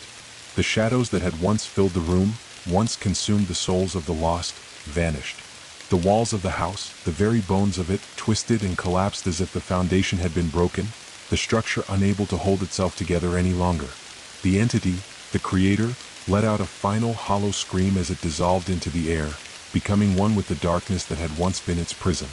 Its form flickered one last time, and then was gone, swallowed by the very house it had made. For a moment there was silence. A stillness unlike anything Daniel had ever known. The hunger, the cycle, the house, everything that had once defined this cursed place, was gone. He was standing alone. The air around him felt light, free of the oppressive weight that had once pressed on his soul. The walls, now empty and broken, were still. The oppressive fog that had filled the lodge and the surrounding forest had lifted. There was no more darkness, no more hunger. Only a stillness that was both peaceful and profound. Daniel stood there, breathing deeply, letting the quiet seep into his bones. His chest still ached from the effort, the release of energy that had torn the house apart, but it was a good pain. It was the pain of freedom, of victory. For the first time in what felt like an eternity, Daniel felt whole again. The hunger was gone. The cycle had been broken. And the house, no longer a prison, no longer a force of darkness, had ended. But as Daniel stood amidst the ruins of the house, he knew that his journey was far from over. There would be no going back to the life he had once known. That world, that life was gone. But the future, his future, was wide open now, unshackled from the house's endless pull. And though he was alone, the forest surrounding the broken lodge seemed quieter now, calmer. The storm had passed. The night felt different, as if the weight of all the lost souls had finally been lifted. Daniel took a deep breath, feeling the wind against his skin. There was something about the air, fresh, clean, free of the suffocating presence of the house. And for the first time, he could hear the sound of rain in the distance, soft and gentle, washing away the last remnants of darkness. The cycle had ended, but there would be no more hunger. And with that, Daniel stepped forward into the night, walking away from the ruin of the house, leaving it all behind. His soul, once shackled, was free at last. Daniel's footsteps were steady, almost mechanical, as he walked through the remains of the lodge. His legs ached from the strain of the last moments, the energy, the force he had summoned to shatter the house. But his heart, though battered and worn, was lighter than it had ever been. The hunger was gone. The cycle was broken. He had freed himself from the prison of darkness, and now the night air felt almost surreal, calm, peaceful, as though the world had just taken its first breath in eons. The ruins of the lodge lay behind him, its skeletal walls sagging and crumbling in the wake of its destruction. Once a prison of unspeakable torment, now it was just another fallen thing in a forgotten corner of the world. The house had become nothing more than dust, scattered and lost to the winds. He could no longer feel its oppressive presence, the gnawing hunger that had once clawed at his every thought. It was all gone, erased. He wasn't sure how far he had walked, or how much time had passed since he had stood in the heart of that darkened house, watching it tear itself apart.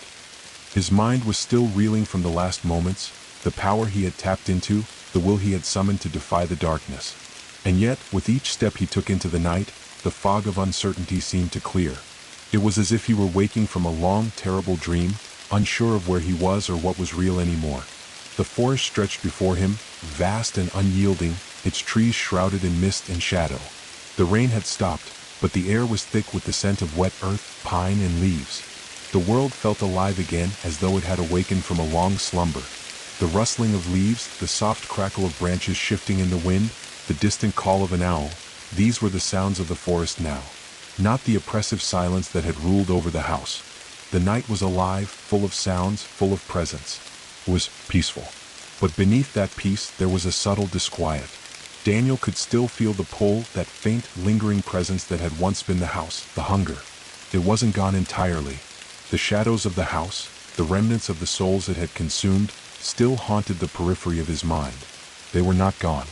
They lingered in the corners, in the whispers of the forest, in the fleeting moments when the wind would rustle the trees just a little too sharply, when the stillness would shift in an unnerving way. But he knew that it wasn't the house. It couldn't be. Still, Daniel couldn't shake the feeling that he wasn't alone. He stopped for a moment, standing beneath the ancient canopy of the forest. The trees were tall, their branches interwoven, creating a web of dark shadows above. The moon, pale and distant, filtered through the leaves in thin beams of silver. It felt like a dream, like a vision from another life. Everything was so still, so serene. But beneath that calm, there was a sense of something waiting, not for him, but for something else. Something that had yet to reveal itself. The hairs on the back of his neck prickled. He turned slowly, his senses heightened, trying to shake the eerie feeling that clung to him. His gaze swept over the empty clearing, the path ahead of him leading deeper into the forest. There was nothing there. No movement, no sign of life. And yet, he couldn't shake the feeling that something was watching him from the shadows, just out of sight, just beyond the reach of the moonlight. He exhaled slowly, trying to calm the uneasy flutter in his chest. It's nothing, he told himself. It's just the remnants of the hunger, just the lingering echoes. But even as he thought that, the feeling didn't subside. If anything, it grew stronger. It wasn't long before he found himself walking again, his feet carrying him deeper into the woods, away from the ruin of the house. The ground was soft beneath his boots, the damp earth giving way with every step. The air was fresh and crisp, the smell of rain still hanging in the trees, mixing with the sweet scent of moss and pine. It should have been comforting, peaceful. And yet, the further he walked, the more the sense of being watched intensified. Daniel shook his head. He had to stop. He was free. He had broken the cycle. The hunger was gone. The house was destroyed. But the nagging sense of unease remained. Something about the way the trees stood, their gnarled roots twisting like fingers reaching out of the ground, unsettled him. The forest itself seemed alive, but not in the way he had imagined. It was older than he had ever realized, its history stretching far beyond the lodge's crumbled walls.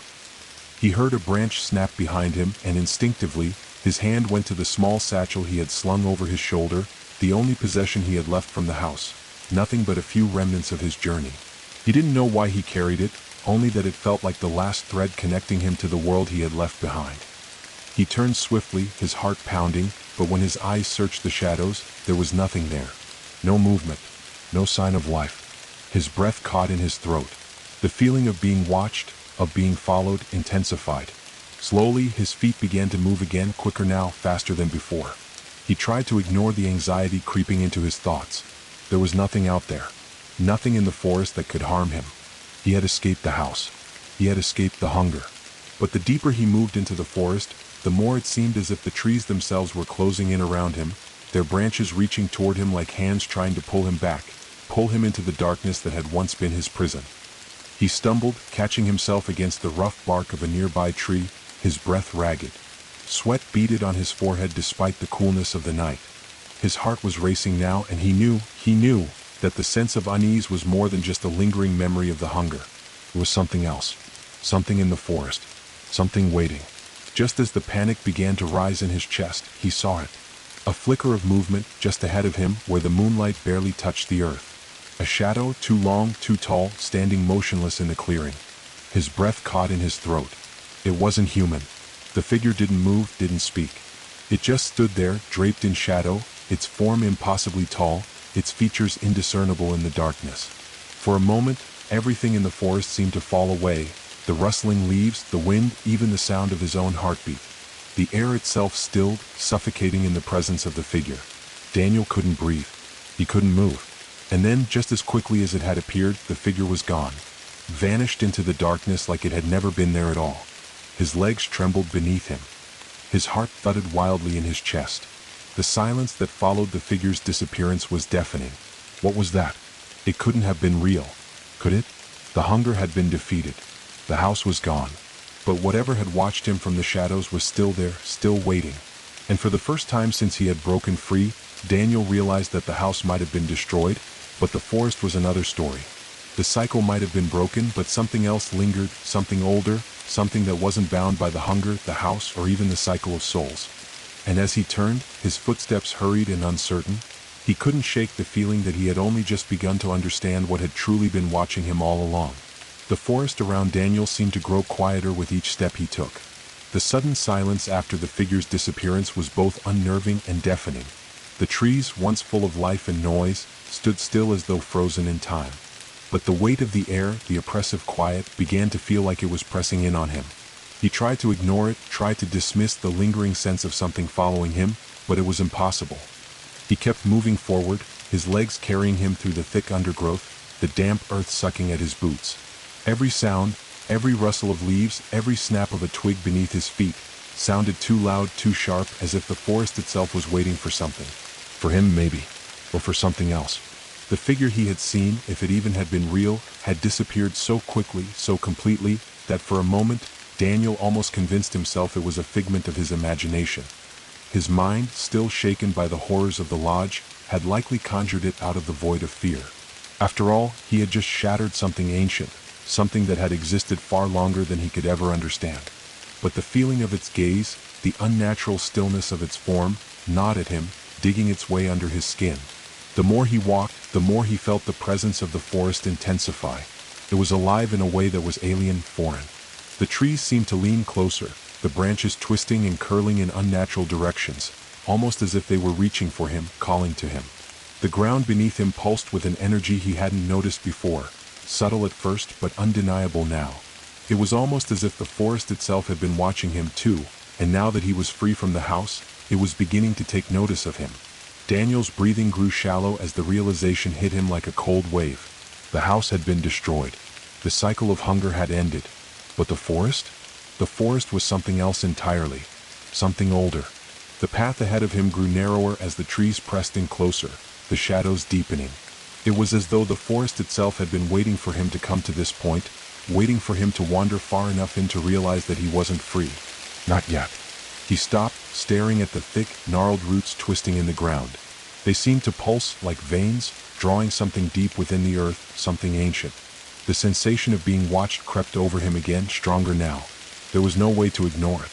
It was as if the entire forest had become aware of his presence. Daniel's heart beat faster, the hair on the back of his neck standing on end. The air was thick with something he couldn't name, a strange, almost oppressive energy that filled the space between the trees, wrapping itself around him like an unseen hand. It made his skin prickle, his instincts screaming at him to run, to get away from whatever force had begun to awaken. But he couldn't. His feet were rooted to the ground, his body frozen, unable to move. The forest had him now. A sound broke the silence, a low hum that seemed to rise from deep within the earth itself. It wasn't a noise from the creatures of the forest, nor the wind in the trees. This hum was alive, and it resonated through his bones, a vibration that felt as though it was calling to him, urging him to listen. He took a hesitant step forward, his eyes scanning the trees around him, the shadows thickening by the second. The forest had become darker, denser, as if it were swallowing the light. His heart pounded in his chest, each beat echoing through the silence. The hum was growing louder now, filling his ears, pulling him forward, deeper into the darkness. The forest was alive. Alive in a way that terrified him. As Daniel walked, his thoughts began to unravel. He tried to push them away to focus on the path in front of him, but something was pulling at him, something deep and primal, making him question everything. The hunger had been broken. The house was gone. He was free. But the forest, it felt different now. The hunger wasn't gone. It had just shifted. It had found a new place to reside. And then, in the center of the clearing, he saw it. A massive tree, larger than any Daniel had seen in the forest before. Its trunk was gnarled, twisted, ancient. Its roots stretched far and wide, wrapping around the earth as though holding it in place. The tree seemed to pulse with an energy that made the air around it feel thick, almost alive. It was no ordinary tree. It was the heart of the forest itself. Its presence was overwhelming, all-encompassing. Daniel's legs moved of their own accord, carrying him forward, drawn to the tree as if by some invisible force. His breath came in short, shallow gasps as he approached it. The roots seemed to beckon him closer, opening like arms ready to pull him in. He stopped a few feet away from it, staring up at the massive, twisted branches that reached into the sky like dark, skeletal hands. The tree's bark was covered in strange symbols, deep gouges carved into the wood, marks that looked almost like writing, like something meant to be read. But the symbols didn't make sense. They were unfamiliar, alien. A low voice, so quiet it was almost imperceptible, whispered through the trees. Daniel froze. "Welcome," it said, the sound coming from everywhere and nowhere at once, vibrating through the air and the ground beneath him. "You have finally come to understand." The words sent a chill down his spine. He knew in that moment that it was not a voice of the house, not something born of hunger. This was something else. The voice continued, its tone dark, ancient, and soothing in an unsettling way.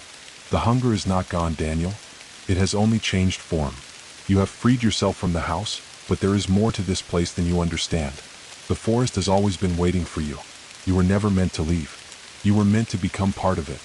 The ground beneath him seemed to tremble, and the roots of the massive tree shifted, pulling slightly toward him as though alive, as though they wanted him. Daniel's heart raced, and for a moment he thought he might turn and run, but his body refused to obey. The pull was too strong. The forest had him now. The voice continued, its words more insistent. "You have freed yourself from the house, Daniel, but you have not freed yourself from the forest. The hunger will never be fully gone, not until you understand. Not until you become one with the roots of the earth." Daniel's mind swirled with confusion. He had thought he was free. He had believed that by destroying the house, he had escaped the hunger that had gnawed at him for so long. But the forest, this forest, was different. The trees, the roots, the very earth beneath him seemed to whisper secrets he couldn't comprehend. There was something ancient here, something that had been waiting for him to arrive. Waiting for him to become part of it. But the hunger, it was still there. It was just changing. Just waiting. He couldn't understand it, but one thing was clear. The house had been only the beginning. The forest was where the true test would come. Daniel's pulse thudded in his ears as the forest around him seemed to hold its breath. The trees stood still, their dark, gnarled trunks twisted in strange patterns, their branches like skeletal hands stretching up into the night sky. The air grew thick with the scent of damp earth and decaying leaves, but there was something else now, a feeling, a presence, that he couldn't shake. It was the same feeling that had gnawed at him since he first stepped into the lodge, the sensation that something was watching him, something that had always been watching him. Only now it was clearer, more defined, and far more insistent. The voice from the tree had stopped speaking, but the air still hummed with its presence, vibrating with energy that felt almost alive. The massive tree at the center of the clearing seemed to be waiting, its roots stretching outward like fingers trying to pull him in. The markings on its bark, like strange ancient runes, pulsed with a faint, eerie glow. Every inch of the tree felt imbued with something unnatural, something that reached beyond the natural world, beyond time itself. Daniel stood frozen, his mind racing to process what was happening. He had thought the forest was simply a refuge, a place to escape from the horrors of the lodge, from the endless hunger that had defined his existence. But now, standing before the tree, he realized how naive he had been. The forest wasn't a sanctuary. It wasn't a place of peace. It was another part of the cycle, a different form of the hunger he had thought he had left behind. The hunger has always been here. The voice whispered again, its tone soft but insistent, like a wind rustling through the leaves. It is not just the house that feeds. The forest feeds too, but in a different way. It feeds on those who wander too deep, those who seek to escape, those who believe they can break free. It has been waiting for you, Daniel. He shook his head, the words reverberating in his mind. It didn't make sense. He had shattered the cycle. The hunger had been broken. He had destroyed the house, freed the souls trapped within its walls. He had done what no one else had been able to do. So why did it feel like it was still there? Why did it feel like something else was lurking beneath the surface? The roots of the tree stirred again, curling upward like serpents reaching toward him, and Daniel stepped back, his instincts screaming at him to flee. But his feet wouldn't move. It was as if the ground itself was holding him in place, rooting him to the earth, forcing him to face whatever this was. He swallowed hard and forced himself to take a breath. He had to stay calm. He had to understand. Whatever the forest was, it wasn't the same as the house. It was something older, something deeper. And if he was going to survive, he needed to learn it. He needed to understand what he was up against. A rustle came from behind him, and he spun around, his heart lurching in his chest. There, standing just at the edge of the clearing, was a figure. Tall, cloaked in shadows, its face obscured by a hood. For a moment, Daniel thought it might be the entity from the house, or another manifestation of the hunger that had once consumed him. But there was something different about this figure. It felt ancient, like the forest itself. The figure stepped forward, its movements slow, deliberate. As it neared, Daniel could see faint hints of a face beneath the hood, pale skin, deep, dark eyes, and something else. Something unsettling. The figure's eyes glinted, not with malice, but with something far older and far more dangerous, an understanding that Daniel couldn't fathom. "You shouldn't have come here," the figure spoke, its voice low and gravely, like the rustling of leaves in a storm. "You have shattered the house, but you have not broken the cycle. You think the hunger is gone, but you are mistaken. It is here in the roots of the forest. It is in the soil, in the trees, in the very blood of this land." Daniel opened his mouth to speak, but the words caught in his throat. This wasn't what he had expected. The hunger had always been tied to the house, hadn't it? It had always been a force within those walls, gnawing at the souls of the trapped. He thought that by destroying the house, he had severed its hold on him. But this was something else. The figure continued, its voice rising like a whisper carried on the wind. "You see, the hunger is not just a thing. It is a force, a part of this world. It is woven into the very fabric of life itself. The house, the forest, the land, they are all connected. And now you are part of it. You always have been." Daniel took a step back, his mind reeling. He had never asked for this. He had never asked to be a part of the hunger, to be a part of the cycle that had consumed so many souls. But now, standing in the heart of the forest, he could feel it, this terrible weight, this unrelenting force reaching out for him. "No," Daniel whispered, his voice trembling. "I destroyed the house. I broke the cycle. I'm free." The figure's lips twisted into a faint, sad smile. "You are free? You were never free. The hunger has always been with you, Daniel. It was inside you before the house even called you. You were a part of it long before you stepped foot into the lodge. It was the house, yes, but it was also the forest. And it is the land that calls you now." The forest seemed to come alive around him, the trees groaning as if they were waking from a long slumber. The roots beneath his feet stirred once more, creeping closer, twisting around his legs like serpents seeking to hold him in place. The air thickened, the ground beneath him seeming to pulse with a dark, primal rhythm. Daniel could feel the energy of the forest seep into him, pulling at the edges of his soul, whispering its ancient hunger. He tried to pull away, to break free from the roots that were now curling around his ankles, but the grip was unyielding. His pulse thundered in his ears, his heart racing as the trees seemed to lean in closer, their branches reaching toward him like hands eager to claim him. "No," he gasped, his breath ragged. "I won't be a part of it. I broke the cycle." The figure's laugh was soft, almost pitying. "You cannot break the cycle, Daniel. You are not meant to escape it. You were born into it, and you will remain a part of it. The forest will take you just as it has taken so many before you. The hunger is the land. It always has been." The roots tightened around his legs, pulling him toward the tree. The massive trunk loomed above him, its bark pulsating with an unnatural energy. The markings on the tree's surface seemed to shimmer and shift, like they were alive, like they were watching him. The trees all around him creaked and groaned, as if the entire forest were alive, breathing, waiting for him to surrender. "I'm not part of it," Daniel muttered, his voice breaking. "I'm not part of this hunger. I refuse." The figure's eyes gleamed with an eerie light as it stepped closer, its presence overwhelming. "You will understand soon enough," it said softly. "The forest has chosen you. The hunger has chosen you." Daniel's chest tightened, the air growing thick, suffocating. The forest's presence was like a weight pressing down on him, its ancient power overwhelming. The roots continued to coil around him, tightening with each passing second, pulling him toward the tree. The hunger was rising once again, not just in him but in the very earth itself. But in the depths of his mind, a small, flickering thought began to burn brighter. He had broken free from the house. He had shattered the cycle. He had defied the hunger. He would not let it claim him now, not again. He had a choice, and if the forest thought it had him, it was wrong.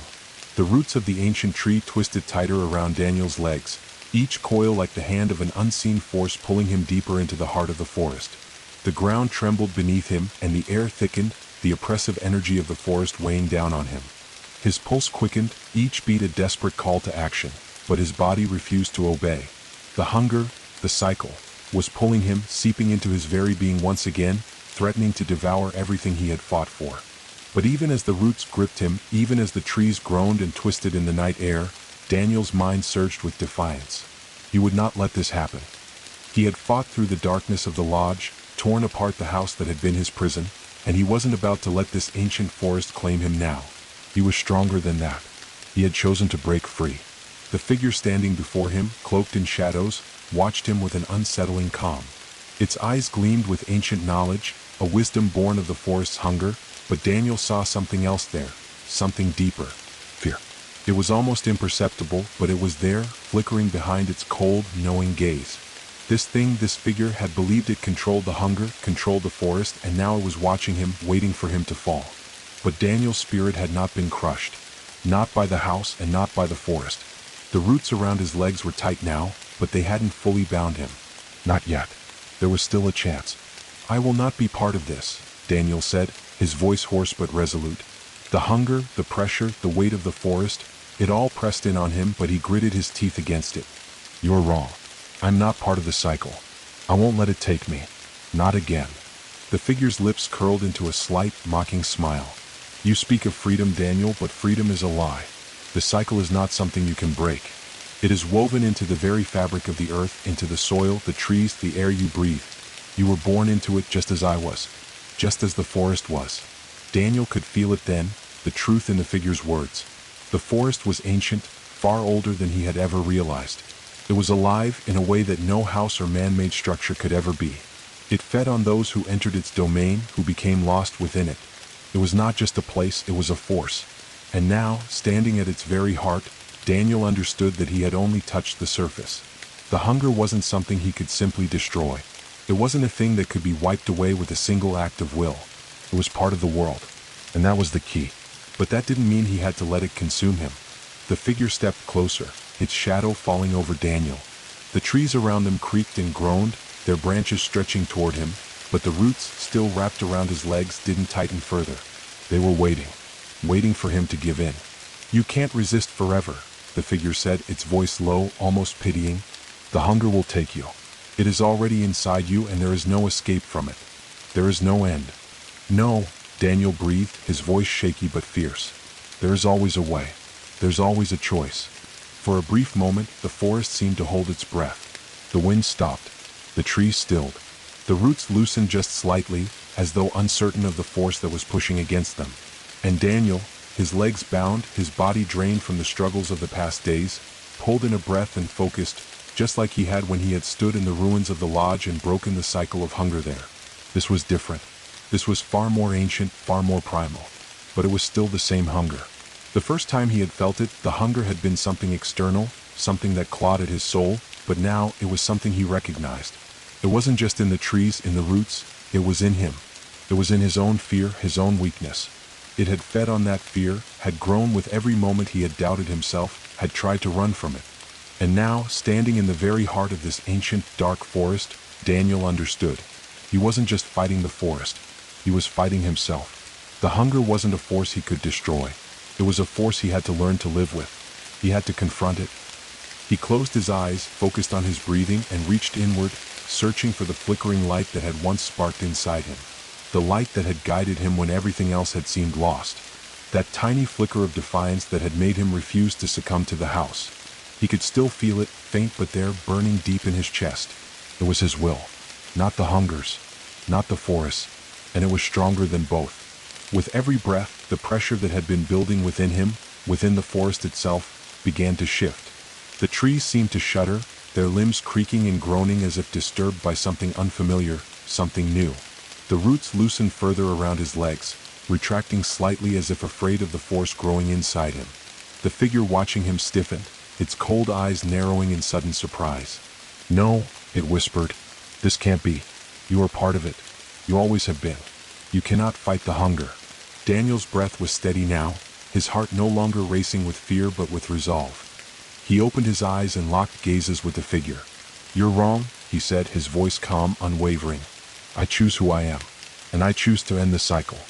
Not by destroying it, but by controlling it." The forest around him seemed to tremble, the air thickening once more with the presence of the ancient force that had been closing in on him. The trees leaned in, their shadows stretching toward him, but this time, it wasn't suffocating. It was waiting, watching. Daniel's mind sharpened, the flicker of light within him growing stronger. He could feel the hunger now, not just inside him, but all around him, like the pulse of the earth itself. It wasn't a thing to be destroyed. It was a force that existed in balance with life, in balance with everything. But that didn't mean it had to control him. He reached down, touching the ground beneath him. The roots loosened even more, their tight grip weakening. And as his fingers brushed against the earth, he realized that the forest itself wasn't trying to kill him. It was trying to claim him, to make him part of the cycle. But he wasn't ready for that. Not yet. Not ever. "I refuse," Daniel said firmly, planting his hands on the earth, feeling the vibrations of the forest beneath him, its pulse steady but not consuming. He would not let it swallow him whole. The roots began to shift again, but this time they didn't pull him in. Instead, they seemed to curl back, like the branches of a great tree yielding before the storm. The trees around him groaned in what sounded like reluctant acknowledgement. The hunger pulsed, still there, still deep within the soil, but it was no longer dominating. The figure recoiled, taking a step back. Its eyes flashed with a hint of something. Fear, maybe, or maybe recognition. "You cannot fight it forever, Daniel," it whispered. "It will call to you again." Daniel stood tall, his chest rising and falling with steady breaths. The forest, for now, seemed to relent. The hunger still hummed beneath the earth, deep and old, but he had proven something. He could resist it.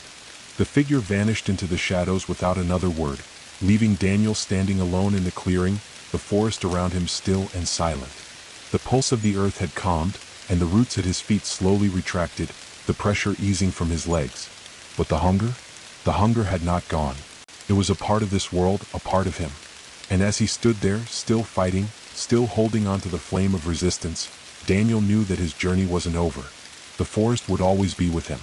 But now, so would his defiance. Daniel stood in the clearing, his body trembling, not from fear, but from the weight of what had just transpired. The ancient force of the forest that had surrounded him, the hunger that had tried to consume him, had not won.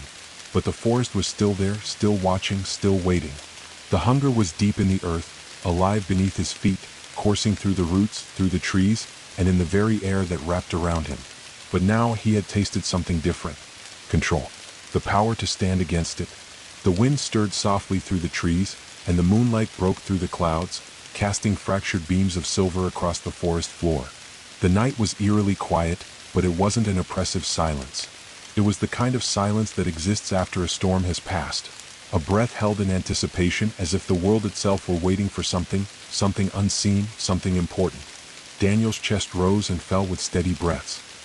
His legs still felt the lingering tension of the roots that had coiled around him, but they were loose now, fading away into the earth as if they had never been there at all. The clearing, once heavy with the presence of the ancient hunger, now seemed empty. Not quiet, but empty. The forest, for all its vastness, its age, its strength, had been challenged, and that was enough to create a fragile peace. But peace did not mean freedom. It didn't mean the hunger was gone. It only meant that for the first time, Daniel had stepped outside the cycle. For the first time, he had dared to challenge the forces that had shaped him, that had shaped the very land he stood on. Yet, even as he felt the tension of the moment, the satisfaction of his resistance, there was something inside him, something dark, that whispered not to be too quick to celebrate. This was not over. Daniel took a step forward, his gaze still fixed on the gnarled tree at the center of the clearing. The massive trunk, once pulsing with an eerie, unnatural glow, had fallen into stillness, its bark now gray and lifeless in the moonlight. It had been the heart of the forest, the source of its power, but it no longer felt alive. Instead, it felt empty, as if something essential had been ripped from it. The forest itself, the land, the hunger, they were all connected to this tree. And with its life force drained, the connection to the land itself was severed, if only momentarily. The silence around him was almost too much. It was thick, pressing in, making his thoughts feel too loud, too overwhelming. He needed to leave. He couldn't stay here, couldn't remain in the center of this place that had held him so tightly only moments before. He had broken the cycle for now, but there was no guarantee that it wouldn't come back. No guarantee that the forest wouldn't rise again, more insistent, more relentless, when he least expected it. But as his eyes shifted away from the tree and his feet started to move toward the edge of the clearing, he heard it again. A whisper in the wind, like the rustling of leaves, low and deep, as though it were a voice that had been carried on the air from far away. It was faint, just a trace of something that hadn't been there before, but it was enough to make him stop in his tracks. It was almost like a warning. You cannot leave, Daniel. The voice was not the same as the one from the figure. It wasn't the deep, ancient tone of the hunger that had tried to consume him. No, this voice was softer, more melodic, but it carried with it the same weight, the same undeniable pull. Daniel's heart skipped a beat. He turned sharply, scanning the clearing, searching the shadows of the trees. There was no one. Nothing moved. Nothing stood in his path. Yet the voice, that voice, lingered in the stillness. The air seemed to hold its breath, and for a moment, it felt like the very earth itself was listening. He swallowed hard, trying to steady his pulse. He had to stay calm. He couldn't let the fear return. He had broken the hunger once, he could do it again. But it is never truly gone. The voice whispered again, a soft tremor in the wind. You can never break free, Daniel. Not as long as you are part of this world. The trees around him seemed to close in just a fraction more, their twisted branches leaning toward him like they had minds of their own. The shadows deepened, stretching toward him, pulling at his gaze. The hunger was still in the air, still lingering like smoke that refused to dissipate, like a storm cloud hanging just beyond the horizon. He clenched his fists, forcing himself to take a slow, deep breath. The hunger would not claim him again. He had made his choice. He had learned that he could control it, could resist it. But the voice, whatever it was, wasn't lying when it said he couldn't simply walk away. This world was too old, too connected to the hunger to let him go that easily. For the first time, Daniel realized that this wasn't just about the forest or the house or the hunger. This was about him, about his place in a world that was far older, far more ancient than he could have ever imagined. The forest wasn't just some dark, mysterious place. It was a living force. It had been here long before him, and it would remain long after he was gone. He wasn't fighting against a place. He was fighting against the very fabric of reality itself. The realization hit him like a physical blow. The hunger wasn't just something that had been born of the house, of the people who had passed through it, of the souls trapped there. It was a part of the world. And as long as he was alive, as long as he was part of this world, the hunger would never truly leave. And perhaps that was what the voice meant. Daniel took another step back, his eyes still searching the shadows, trying to understand the voice, the warning, the message that the forest seemed to be sending him. He knew one thing for sure: he couldn't run from it. He couldn't escape it. This was his life now. He had broken free once, but there would always be another test, another force that would try to pull him back in. His thoughts, for a brief moment, turned toward the figure, the shadowed presence that had spoken to him earlier. The way it had seemed so sure, so confident that the hunger could never be escaped. Was it right? Could he never truly break free? For a moment, Daniel's resolve faltered. The hunger, the forest, the cycle. It was so much bigger than he had ever understood. But then he felt it, the flicker inside him, the spark of resistance that had once defied the house, that had broken the cycle. It was still there. Small, yes, but strong. He was not going to let this world consume him. He was not going to give in to the forces that tried to claim him. He had his own will, his own choice, and he would fight for it. The forest could wait. The hunger could wait. Daniel wasn't finished yet. With that thought in mind, he turned his back on the tree, on the figure in the shadows, and began to walk away. The wind stirred again and the trees groaned, but Daniel's steps were steady. For now he would leave. But the hunger would not be forgotten. And neither would the forest. Not until he had finished what he had started. Daniel moved swiftly, his footsteps light despite the weight of the forest pressing in on him. The air was thick with the scent of wet earth, and the once silent trees now seemed to hum, their creaking branches whispering among themselves. The shadows deepened with every step he took, but he refused to look back. He couldn't. He knew that if he did, if he gave even the smallest amount of attention to what he was leaving behind, the hunger would have him again. The forest was too powerful. It was too ancient. It knew how to make him stay. The silence that followed him was not a peaceful one, but a heavy one, full of expectation. The trees, tall and gnarled, seemed to stretch endlessly above him, their branches intertwining to form a canopy so thick it blocked out most of the moonlight. The forest around him was vast, its true depth unfathomable. But for all its ancient power, Daniel knew that it was not the trees or the earth he needed to fear anymore. No, the true threat was the force that had taken root within him, the hunger. It was that part of him that had been stirred, that ancient longing for more, that thirst for something he couldn't name. "You cannot escape," the voice from the wind had whispered, and now, with every rustle of the leaves, Daniel felt it again. The pull of the hunger. The insatiable force that had been born from the forest itself. He was not just running from the forest anymore, he was running from himself. The ground beneath him grew softer as he ventured further into the woods, the damp earth shifting with every step. He could feel the roots below him, deep beneath the soil, pulsing with life. Each step he took seemed to awaken them, causing them to shift, to bend and coil beneath him like some great sentient force beneath the surface. They were watching him, waiting. His breath grew shallow as the feeling of being pursued intensified. He wasn't sure what was following him, whether it was the forest or something more insidious, but there was no denying it. Something was closing in. His skin prickled, every nerve in his body telling him to move faster, to get out of the trees, to leave the forest behind. He didn't know how far he had walked, but when he looked up, the forest had become even more oppressive. The trees loomed taller, their trunks twisted into unnatural shapes, their leaves thickening in the air until it seemed as though the very night had solidified into a dense, suffocating fog. It was as though the forest had grown from its roots to its very crown, extending into the sky like an enormous living being, with Daniel trapped in its center. The whispering voices began again, this time not from the wind, but from the trees themselves.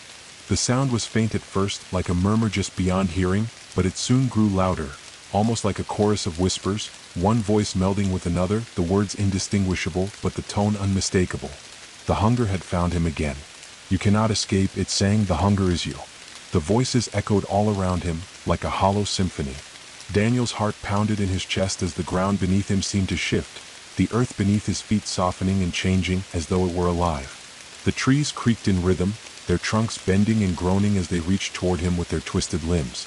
It was as though the forest itself had become a living, breathing thing, intent on keeping him within its grasp. He was still moving, though his steps felt heavier now, as though the very weight of the forest were pressing down on him, trying to drag him back. But he fought against it, pushing forward, determined not to let the hunger claim him again. As he moved deeper into the woods, the air grew cooler, the mist heavier.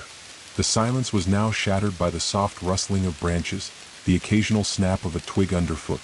But even as the sounds grew more pronounced, they seemed distant, deeper, as if coming from beneath the earth. The trees were not just watching him now, they were listening, waiting for him to falter, to lose hope. His breathing became more ragged, the weight of the hunger, the pull of the forest, settling into his bones. He could feel it in the pit of his stomach, the gnawing, insistent ache. It wasn't a physical hunger, not the kind that could be satisfied with food or water. This hunger was different. It was a gnawing desire, a need that existed outside the realm of flesh, something far more primal. It was a longing, a lack inside him that the forest seemed eager to fill. Suddenly, there was a flicker of movement in the corner of his vision. He froze, his breath catching in his throat. For a moment, the world seemed to pause, just a fraction of a second, but long enough for the fear to settle in. There, just beyond the reach of the moonlight, stood a figure. Tall, shadowed, and unmoving. Daniel's heart skipped a beat. He wasn't sure if it was the same figure from before, the one cloaked in darkness with eyes that gleamed like twin stars, or something new, something different. But the sensation was the same. The figure felt familiar, like a part of the forest itself. It wasn't human. It wasn't even something he could fully comprehend. "Don't you see, Daniel?" The figure's voice broke the silence, its tone low and resonant. "You are part of this now. There is no running from it. You cannot escape the hunger." The figure took a step forward, and the earth seemed to shudder beneath its weight. The trees groaned, the branches twisting and creaking as though reacting to its presence. Daniel's heart raced. He couldn't move. He couldn't speak. The figure was closer now, its form obscured in shadow, its face hidden in darkness, but its voice, a voice like the rustling of dead leaves, echoed in the night. "You think you are free, but you are not. The forest calls to you. The hunger is within you. It always has been." Daniel clenched his fists, summoning every ounce of willpower he had left. "I'm not part of this," he shouted, his voice hoarse but strong. "I broke the cycle." The figure raised a hand, cutting him off with a gesture that was as fluid and silent as the wind. "The cycle never breaks, Daniel," it said, its voice a whisper that seemed to come from all around him. "It is woven into the very fabric of the earth. You are a part of it. The hunger, the forest, the earth, it is all one. And you are here at its heart." The words wrapped around him like chains, each syllable carrying with it a weight, a truth that he hadn't wanted to acknowledge. The hunger, the forest. He had thought they were separate, that by breaking free from the house, he had escaped the cycle. But now he understood. The hunger wasn't confined to the house, to the lodge, to the land of his torment. It was bigger than that. It was older than that. The hunger was part of the world itself. The figure stepped closer, its presence overwhelming. It towered over him now, its shadow enveloping him. "You cannot escape, Daniel," it said again, its voice soft but firm. "You are part of the hunger. The forest knows you. The land knows you. And it will claim you in time." Daniel could feel the hunger inside him stirring, growing stronger, as if answering the figure's words. It was inside him now, part of him, a hunger he couldn't name, a longing that had no end. He tried to push it away, but the more he resisted, the stronger it grew. The figure was right. The hunger had always been there. He had never escaped it. He was just fooling himself, pretending that by breaking the cycle in the house, he had won. But the truth was far darker, far more insidious. The hunger was within him, and the forest had always been a part of it. The figure loomed over him, a presence so overwhelming that it felt as though the very earth beneath him trembled with its force. Daniel's pulse quickened, but he stood his ground, refusing to back down, even as the hunger stirred within him, a gnawing ache that threatened to consume his thoughts. The air around him felt thicker, as though it were pressing in, tightening like a vice. The trees swayed ever so slightly, their branches creaking with a sound that seemed to echo in his bones. The figure's shadow stretched long across the forest floor, swallowing the moonlight, leaving only darkness in its wake. And yet, despite the overwhelming force of its presence, there was something oddly serene about it, as though this figure, this thing, was simply accepting its role, just as the forest had always accepted its own. "You see now, Daniel," the figure said, its voice soft but resonant, like the sound of wind through the trees. "You are a part of the hunger. You were always meant to be." Daniel swallowed hard, his throat dry, but his voice cut through the dense silence. "I refuse to believe that." The figure raised a hand, and the forest seemed to still, as if the trees themselves were listening. "You fought it, haven't you? Tried to push it away, to break free. But you cannot escape the truth. The hunger was born with the earth, with the forest. It flows through the roots, through the soil, through the very air you breathe." Daniel's mind raced as the words swirled around him. He didn't want to believe it. He couldn't. He had fought so hard to free himself, to escape the clutches of the house and the evil that had consumed it. But now, standing in the heart of this forest, surrounded by the living, breathing force that had been watching him all along, Daniel began to realize that this wasn't about the house. This wasn't about the lodge or the people trapped inside it. This was about something far larger. The figure stepped closer, its shadow shifting with each movement, its form blurring in the moonlight. It didn't seem to walk, it just was an embodiment of the forest itself. It wasn't malevolent, but neither was it kind. It was simply there, like the forest, like the hunger. Neither good nor evil, just a force of existence. "The forest has claimed you," the figure said softly, almost as a statement of fact. "It has shaped you, molded you, and now it will fill the emptiness you've carried with it. The hunger has always been a part of you, Daniel. Always." Daniel's breath came in shallow gasps, his chest rising and falling with the weight of the words. His mind flashed back to the lodge, the twisted, suffocating darkness that had trapped him there, to the feeling of the hunger gnawing at him, clawing at his insides. He had thought that once the house was destroyed, once the cycle was broken, he would be free. He had been so sure. But now he realized that he had never truly escaped. He had only delayed the inevitable. The hunger had always been there. It was part of the world, part of him. The figure's eyes gleamed in the dim light, but it was not with malice. It was with an understanding of something Daniel was just beginning to grasp. The hunger wasn't a thing that could be defeated. It wasn't a battle that could be won. It was a part of the cycle, a part of the world itself, woven into the very fabric of life and death. "You have a choice," the figure whispered, its voice carrying on the wind. "You can fight it. You can continue running, pretending that you can break free. But you will never be free. The forest will always pull you back. The hunger will always call you." Daniel shook his head, his hands clenched into fists at his sides. "No. I refuse. I won't let it take me again. I will not be a part of this. The figure didn't move. It simply stood, its presence filling the space, its form shifting in the shadows. You already are, it said softly. You always have been. The hunger was never outside of you, Daniel. It was inside you, buried deep within you. It is part of your nature. You cannot change that. You cannot outrun it. For a long moment, Daniel said nothing. He wanted to deny it. He wanted to shout, to run, to break free and prove that he was not the same person who had wandered into the lodge all those days ago. But the truth, this truth, felt like a weight pressing down on him, suffocating him in a way that no physical force could. The hunger was not something that could be destroyed. It was not something that could be outrun.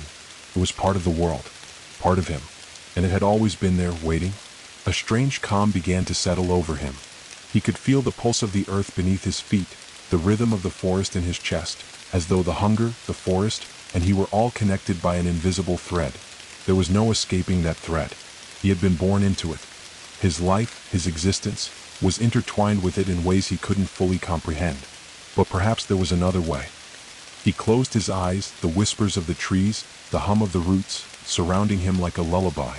The hunger, the forest, the pull of the earth, they all seemed to pulse in time with his heartbeat, like a song he had never truly listened to, but had always been a part of. Maybe the answer wasn't in fighting it. Maybe it was in accepting it. Maybe, he whispered, his voice barely audible but steady. Maybe I don't have to fight it. Maybe I can learn to live with it. The figure seemed to pause, its shadow flickering like the wind through the trees. You understand, it said, a hint of approval in its voice. The hunger is not a force to be feared, Daniel. It is not something that seeks to destroy you. It is part of the world. It is part of life. It has always been here, and it always will be. Daniel opened his eyes, his gaze lifting toward the towering trees around him. The hunger, yes, it was there deep inside him, inside everything, like a pulse that kept the world alive. The trees, the earth, the stars, everything fed the hunger. Everything was the hunger. And maybe, just maybe, the key to living in this world, in this cycle, was not to fight it, but to accept it, to become a part of it instead of running from it. He took a deep breath, feeling the weight of the forest, the weight of his own existence pressing against him. He didn't have all the answers. He didn't know what the future held. But for the first time in what felt like forever, he felt a flicker of peace, a sense of understanding. The hunger had never been his enemy. It was his inheritance, his fate, his place in the world. The figure took a step back, disappearing into the shadows, its presence slowly fading from the clearing. The forest around Daniel seemed to exhale, as though acknowledging the shift in him. The trees no longer loomed over him. The weight of the air lifted, and for a brief moment, the hunger, while still there deep within him, didn't seem so oppressive. It wasn't gone. It was part of him, part of the world. But Daniel was no longer fighting it. And for the first time he understood. He was part of the cycle. And he was not running anymore. Daniel stood at the center of the clearing, the trees surrounding him like ancient sentinels, their twisted trunks reaching up to the sky, and the soft hum of the earth beneath his feet grounding him in a way he had never felt before. The hunger, that gnawing force that had once terrified him, had now become something different, something he couldn't fully name. It was no longer an enemy to fight, but a force to be understood, a rhythm of the world itself. The winds, once cold and unsettling, now carried a strange warmth, the kind of warmth that filled the air with life. The leaves in the trees rustled softly, their motion not driven by fear but by something else. An agreement, a quiet acknowledgement of his decision. He had accepted it. The hunger, the forest, the cycle, they were all part of the world. And maybe, just maybe, he could live with it, find a way to move forward without letting it consume him. Still, despite the peace that seemed to settle over him, a quiet unease lingered at the edges of his thoughts. The forest, vast and ancient, had always been a place of mystery, and now it seemed to stir with an energy that felt different. There was something about the silence that followed the figure's departure, something too still, like the forest was holding its breath, waiting for something, but what? He couldn't shake the feeling that he wasn't finished here, that there was more to understand, more to learn. Without thinking, he began to walk, his steps slow but steady, his feet moving over the damp earth as he ventured deeper into the forest. He no longer felt the oppressive pull of the hunger, nor the weight of the figure's presence. It was as though the forest had accepted his place within it, as though it had decided to let him go, for now. Yet there was something else now, a deeper sense of purpose, one that went beyond mere survival. The deeper he walked, the more the forest seemed to change. The trees grew taller, their trunks darkening, their bark twisted into shapes that felt almost unnatural. The air, once thick with mist, had become sharper, clearer, as though the forest itself was waking up, revealing something hidden just beneath its surface.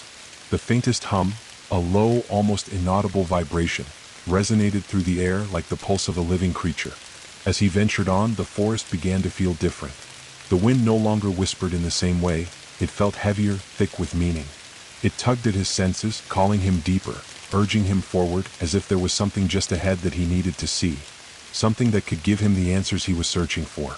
The deeper he went, the more everything around him seemed to come alive. The trees shifted and groaned with an energy that was almost like breath. The ground beneath his feet trembled slightly with each step, as if the very earth beneath him was awakening, feeling his presence. His heart began to beat faster, an instinctual response to the rising tension in the air. But he didn't stop. He couldn't. He had made his choice. The hunger was not his enemy, but his fate. The forest was not something to be feared.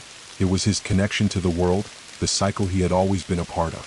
Suddenly, a low growl interrupted his thoughts. The sound was deep, vibrating through the earth, and it was coming from ahead. It wasn't the growl of an animal. It was something else. Something larger. More primal. The air grew colder, and the wind began to pick up speed, rustling the branches above him. The hum of the forest became more pronounced, vibrating through his chest. He quickened his pace, drawn forward by a pull he couldn't explain. The growl came again, louder this time, and the ground beneath his feet seemed to shift, as though something massive was stirring beneath the earth. The trees around him began to sway, and their branches creaked ominously, as though they were warning him to turn back. But Daniel couldn't turn back. He was already too deep. And deep down, he knew that the forest, this force, was not going to let him leave until it had shown him everything. He reached a clearing ahead, larger than the one where he had stood before. The trees here were even taller, their trunks wider, their bark smooth and dark, as though they had existed for centuries. In the center of the clearing stood a massive structure, unlike anything Daniel had ever seen. It was not a house, not a lodge. It wasn't even a man-made structure. It was a temple. The walls of the temple were carved from stone that glowed faintly in the dim light, covered in intricate runes that twisted and curled into shapes Daniel could barely understand. The air around it felt heavier, more charged, as though the very atmosphere had thickened with ancient power. A figure stood at the entrance, its back to him. It was cloaked in shadows, just like the figure he had seen before, but this one was different. This one felt different. The hunger inside him stirred again, but this time it didn't feel like a threat. It felt like recognition, like he had found something important, something vital. The figure turned slowly, its eyes glowing with the same eerie, otherworldly light. The hunger roared inside Daniel, louder than ever, but this time he didn't flinch. He didn't back away. This was the moment he had been heading toward. The moment when everything would click. He had accepted his place in the world. He had made peace with the hunger. Now he had to understand what this all meant. "You've come far," the figure said, its voice low, resonating in the air. "You've accepted the hunger within you, and with that acceptance comes the knowledge of what lies ahead. But you must understand, Daniel, the hunger is not just within you. It is within everything." Daniel stepped forward, the weight of the words sinking into him. He was standing before something ancient, something that seemed to hold the answers to the questions that had plagued him since the moment he set foot in the lodge. The hunger, the forest, the cycle. It wasn't just something that consumed lives. It was something that connected them. It was the pulse of the world itself. "What is this place?" Daniel asked, his voice steady but filled with awe. "This is the heart of the forest," the figure replied. "The source of all that feeds. The hunger is not merely a force that takes. It is a force that gives. It sustains the world. It is the life force of the earth, the cycle that binds everything together." Daniel's mind raced. The hunger was not just something that drained life. It was something that sustained life. It fed the very existence of everything, the trees, the animals, the earth itself. It was a part of the great cycle, a necessary force that had existed long before him and would continue long after. The figure stepped aside, gesturing for Daniel to enter the temple. "You must step inside. The forest has chosen you. It is time for you to understand your place in all of this." Daniel hesitated, the weight of the decision heavy on his chest. But the hunger, this time, was not a gnawing beast demanding to be fed. It was a whisper, a pull inviting him forward. He had chosen to accept it, to become part of it. Now it was time to understand what that truly meant. He took a step forward, his foot crossing the threshold of the temple. And as he did, the world around him shifted. The air became thicker, heavier, and the runes on the stone walls began to glow brighter, pulsating in time with his heartbeat. The hunger inside him thrummed louder now, like the sound of an ancient drum, echoing through his body. It was calling him. It was beckoning him into the heart of the cycle. Daniel felt the pulse of the forest beneath his feet, the pulse of the world itself. And as he stepped further into the temple, he felt the hunger within him merge with the hunger of the earth. And for the first time he understood. He was no longer an outsider. He was a part of the cycle. The hunger was not his enemy. It was his nature, his place. And now the forest was going to show him what that truly meant. The air inside the temple was thick, swirling with a presence that Daniel couldn't entirely comprehend. The walls, glowing with the pulsing runes, seemed alive, as though the very stone beneath his feet was breathing, shifting with a life of its own. It was a place that held ancient power, a sanctum carved from the very heart of the earth. And now, standing within its hallowed space, Daniel felt a profound shift inside him, like something deep within his soul was beginning to awaken. The hunger inside him stirred, no longer a distant ache or a gnawing need, but a living presence, pulsing in time with the rhythm of the earth itself. The figure, cloaked in shadows, stepped closer to him, its form shifting with an unsettling fluidity, almost as if it were part of the temple itself. "You've made it this far," the figure said, its voice a low hum that resonated through the stone. "Now you must understand the true nature of what you've accepted. The hunger is not just a force of destruction. It is a force of creation, of renewal. It is the pulse of life itself, the cycle that sustains the world." Daniel's heart raced as he tried to process the weight of the words. He had accepted the hunger, yes, but he hadn't truly understood it, not in its entirety. The hunger wasn't just something that took, it gave as well. It was the force that bound the world together, the unseen thread that wove every living thing into the cycle of existence. The figure turned toward the center of the temple, its shadow stretching across the stone floor like a dark cloud. As it moved, the walls seemed to pulse brighter, their glow intensifying as though responding to its presence. "This is the heart of the cycle," the figure said, gesturing to the stone altar at the center of the room, "where the hunger begins and where it ends. It is the source of all life, all death, all rebirth. It is the essence of balance." Daniel felt a pull toward the altar, an irresistible urge to step forward, as if the very ground beneath him was urging him to approach. He took a tentative step, then another, until he found himself standing before the altar. It was simple yet strangely beautiful, crafted from smooth, dark stone, with intricate carvings etched into its surface. At the center of the altar was a deep, circular indentation, almost like a basin, and in the center of that, a flickering, crimson flame. The flame danced erratically, as though it had a life of its own, swirling with a strange energy that seemed to draw Daniel in. His body moved of its own accord, his hands trembling as they reached out, feeling the heat of the flame without touching it. The hunger within him surged, but this time it was different. It wasn't the gnawing, insistent need he had felt before. It was a beckoning, a call. "Place your hand in the flame," the figure said, its voice calm, almost soothing. Daniel hesitated for a moment. His entire being screamed to pull away, to step back, but the pull of the hunger was stronger now, more insistent. He had already accepted the hunger within him, but this was something else, something more. With a deep breath, he placed his palm near the flame, and as his skin brushed the air above it, a surge of heat radiated through his body, coursing through his veins like liquid fire.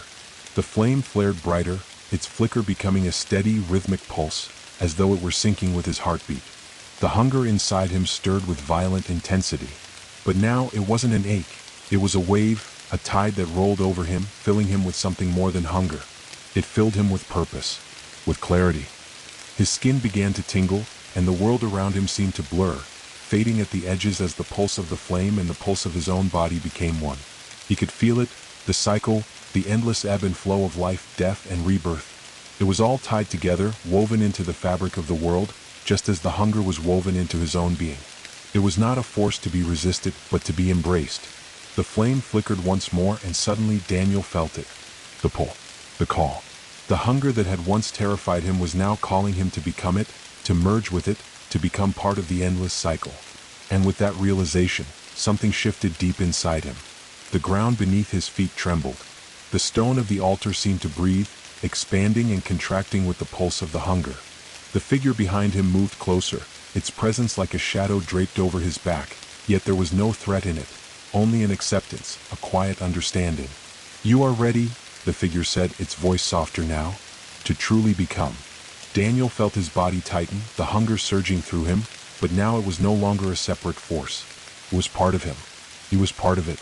The two had become intertwined, as they always had been, as they were meant to be. He closed his eyes, allowing the sensation to wash over him. His mind was clear, his thoughts focused on the cycle, on the endless flow of life and death. He could feel it in his bones, the deep connection to the earth, to the trees, to the sky. He was one with the hunger now, one with the forest. The hunger was not an enemy to fight. It was a part of him, a part of the world. And as long as he was part of the world, he would carry it with him. "Step forward," the figure said, gesturing toward the center of the altar.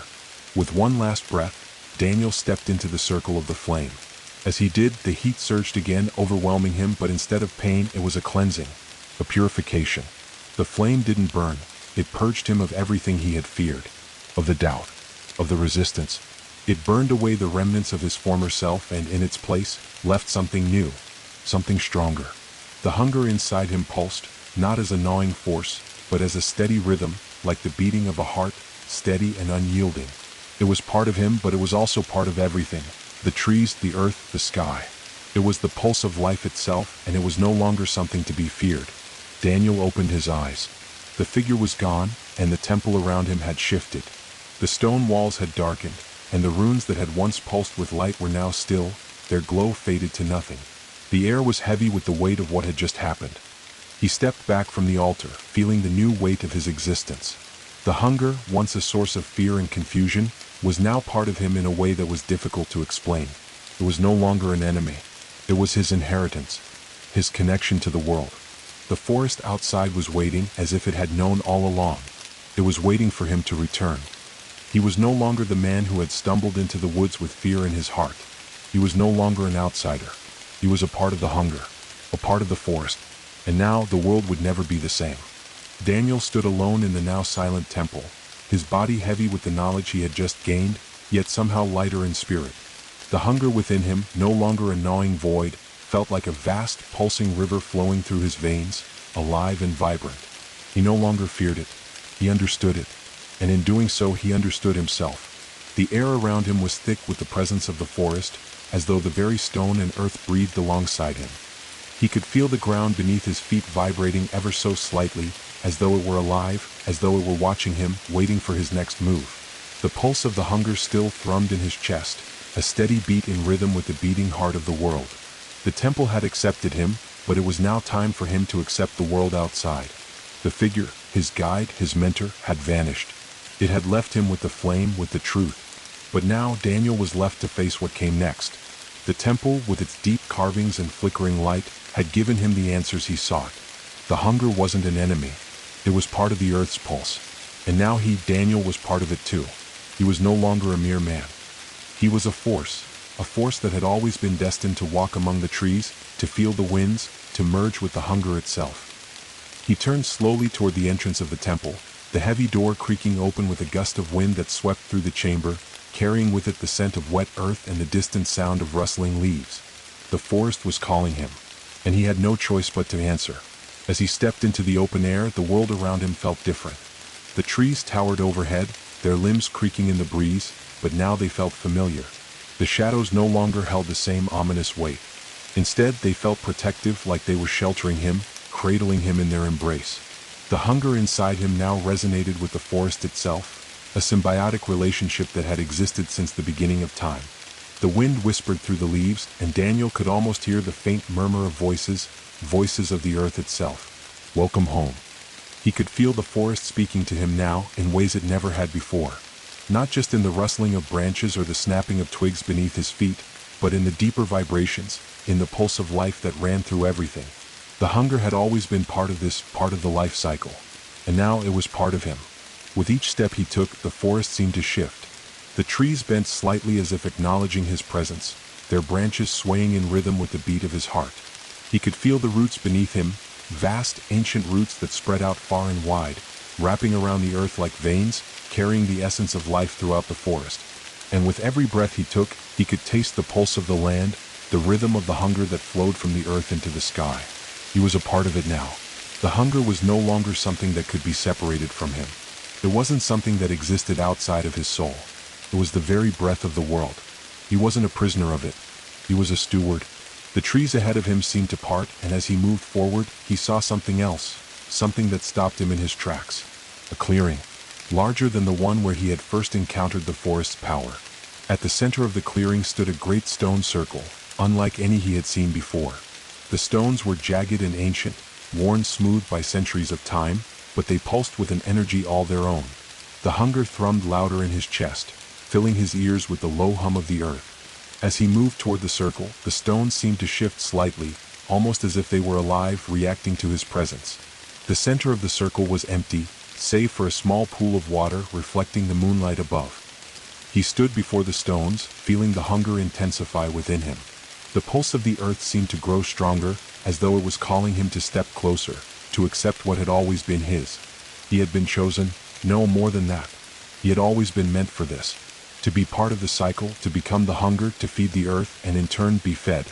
A voice, soft, resonant, echoed in his mind, coming not from the air, but from deep within the earth itself. The hunger is not just a force, Daniel.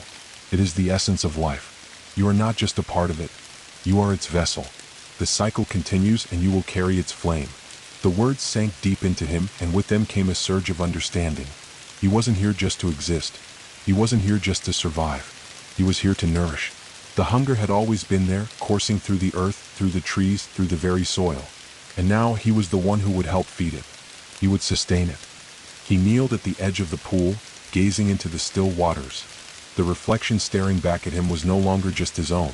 There was something else there now, something that mirrored the hunger, that echoed the pulse of the earth. His eyes were deeper, darker, as though they had absorbed the energy of the forest itself. The hunger, once a dark, twisted force, was now something different. It was part of him, a part of the world. And he was ready. Ready to carry the flame forward, to embrace the cycle. Without thinking, he reached into the pool, his fingers brushing the cool water.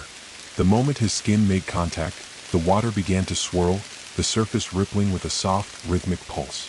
The hunger surged inside him again, this time with purpose. It wasn't just a call, it was a demand. It was the earth's way of asking him to give, to become the bridge between the world above and the world below. He closed his eyes, allowing the hunger to take him, to fill him completely. As it did, the world around him seemed to dissolve. The stones, the trees, the sky, all of it blurred into the rhythm of the hunger. He could feel the earth beneath him, alive, vast, and infinite. He could feel the roots stretching out, carrying the essence of life across the land, feeding the trees, the animals, the rivers. And with each pulse, each breath, he understood. He was not just a part of the forest. He was the hunger. He was the cycle. The flame that burned within him, that pulsed through his veins, was the same flame that burned in the hearts of the trees, that flickered in the skies, that glowed in the depths of the earth. It was the essence of life, death, and rebirth. He was not just a man. He was the keeper of this flame. The hunger would no longer be a source of fear or suffering. It would be the force that fueled the world, the force that fed it. And now Daniel was its keeper. The stones around him seemed to settle, their pulsing light dimming as if acknowledging his acceptance. The hunger, this ancient, eternal force, had found its home, and Daniel had become its vessel. He stood slowly, feeling the weight of the world settle into his bones, feeling the hunger hum through him, through the earth, through everything. He was not just in the forest anymore. He was the forest, and he would carry the flame forevermore. As Daniel rose from the pool, the echo of the hunger coursing through him, the weight of his transformation settled deep within his being. The night air seemed to press against his skin like the earth itself was wrapping him in a blanket of ancient knowledge. The stones, now quiet and still, seemed to pulse with a rhythm of their own, mirroring the steady beat of his heart. He stood in the center of the stone circle, no longer the man who had stumbled into the woods all those weeks ago, searching for an escape. He was something more now, a vessel for the hunger, a keeper of the cycle.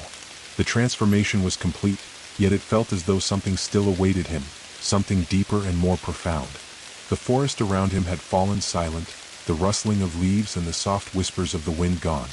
It was as though the earth itself had paused, holding its breath, waiting for him to take the next step. The trees, those towering sentinels that had watched over him, now seemed to bow their heads in reverence, as though they acknowledged the change that had occurred within him.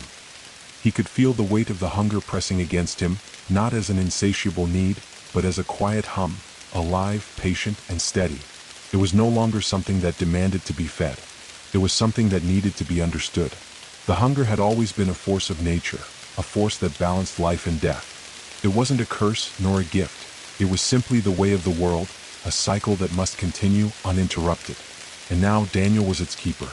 The hunger had found a home in him, and he had found his place in the world. But the path ahead was still uncertain, for the hunger was not something to be wielded lightly. It was a force that could give life and take it away.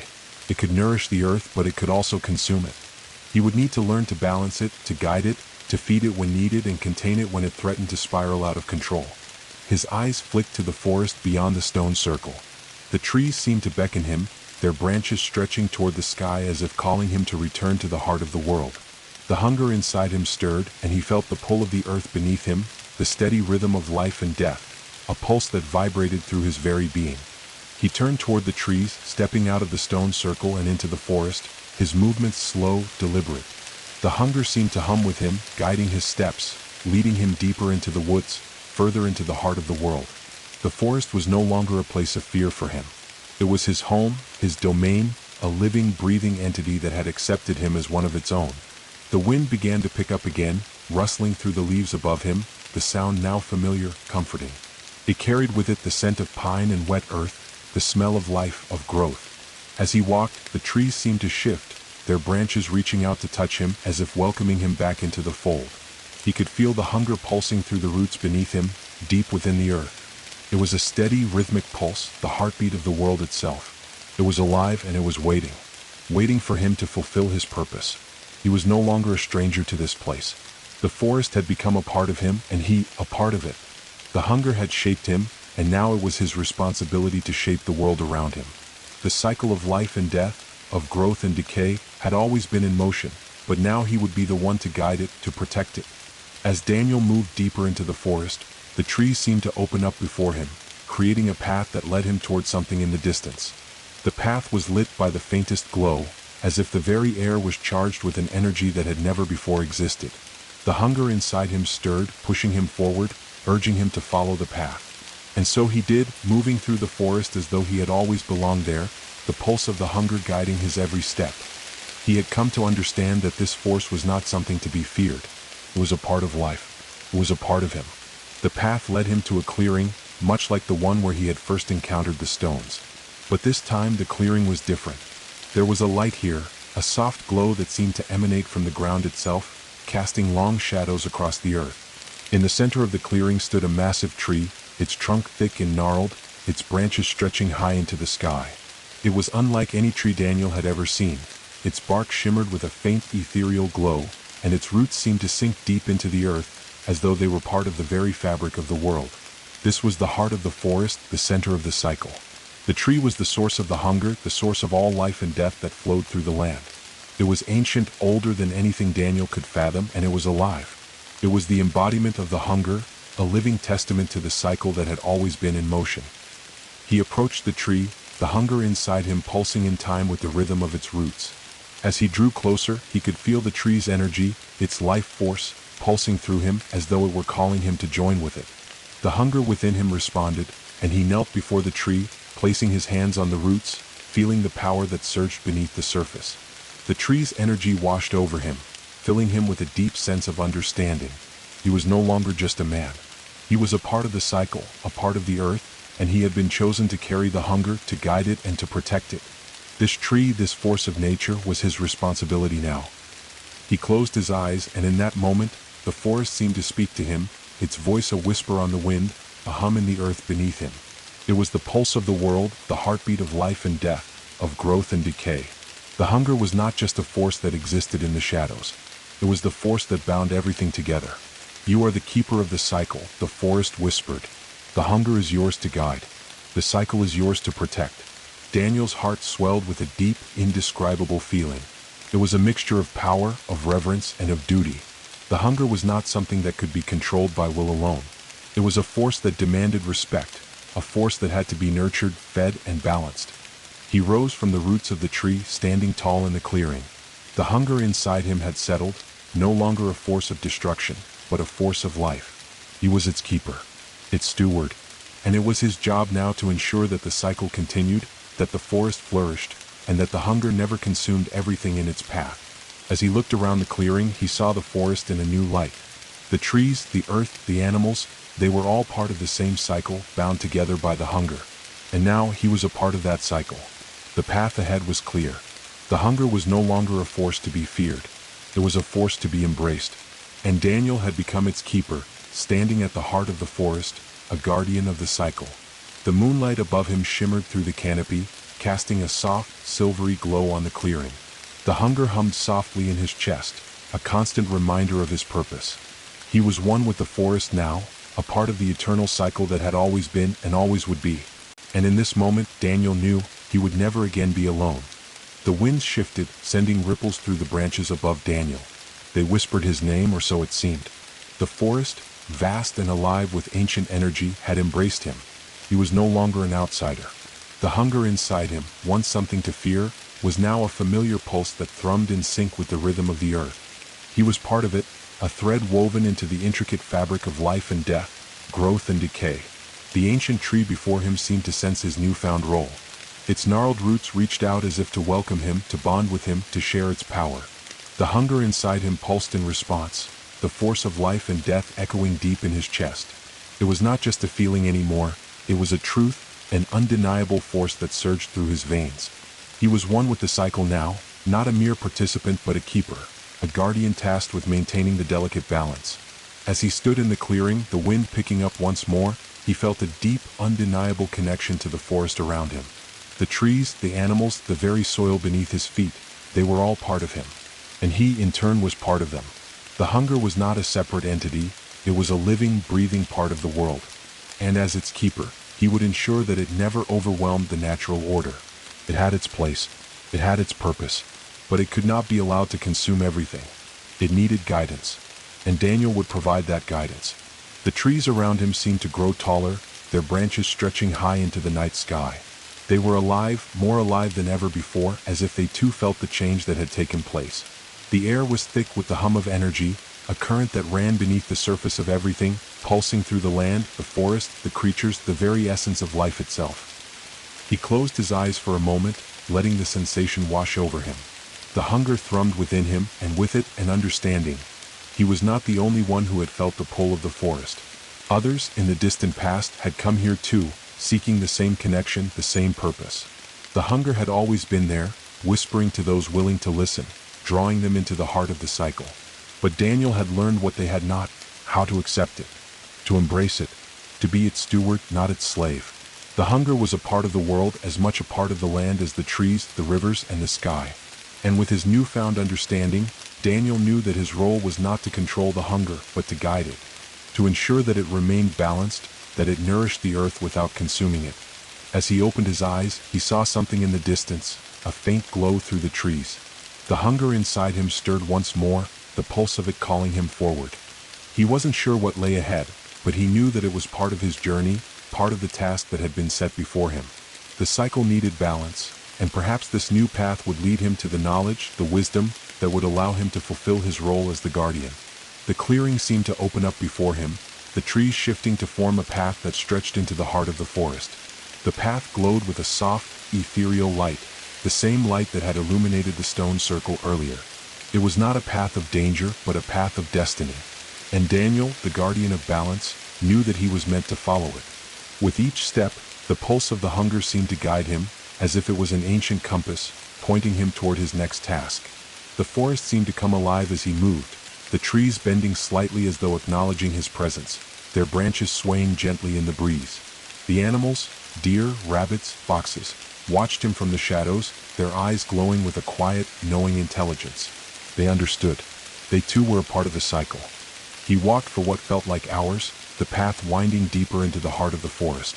The glow ahead grew brighter, and soon he reached a clearing unlike any he had seen before. The trees here were ancient, older than anything he had encountered. Their trunks were massive, their branches thick with layers of moss, their roots deep in the earth, entwining with each other as if holding the land together. In the center of the clearing stood a stone structure, its walls covered in ivy, its surface worn smooth by centuries of time. It was a ruin, but not one of neglect. It felt ancient, a place of power that had been built with purpose. The hunger within him thrummed more intensely now, and he could feel the pull, as though the very air was calling him to the center of this ruin. He stepped forward, his heart beating faster, the weight of the hunger pressing against his chest. The air was thick with energy, the kind of energy that surged through the forest itself, binding all things together. The structure before him was a temple, a forgotten sanctuary built long ago by those who had come before him. And it was here that he would find the next piece of his journey, the next understanding. The moment he crossed the threshold of the temple, he was hit with a wave of power, raw, primal energy that seemed to pulse through the very stone beneath his feet. His breath caught in his throat, and the hunger inside him surged as though it recognized something here, something it had been waiting for. The interior of the temple was vast, its walls covered in ancient carvings, runes, symbols, and patterns that seemed to shift and change as he moved closer. They were older than anything he had ever seen, yet they felt familiar, like echoes of something buried deep within him. The hunger stirred in response, as though it recognized the patterns, as though it was calling to them. At the center of the temple was a stone pedestal, upon which rested a single object, an orb, its surface glowing with an otherworldly light. The hunger inside Daniel stirred once more, louder now, urging him to step forward to touch it. As he approached, the orb began to hum, its light flickering as if it were alive, reacting to his presence. He reached out, his hand trembling slightly, and as his fingers brushed the surface of the orb, a surge of power exploded through him.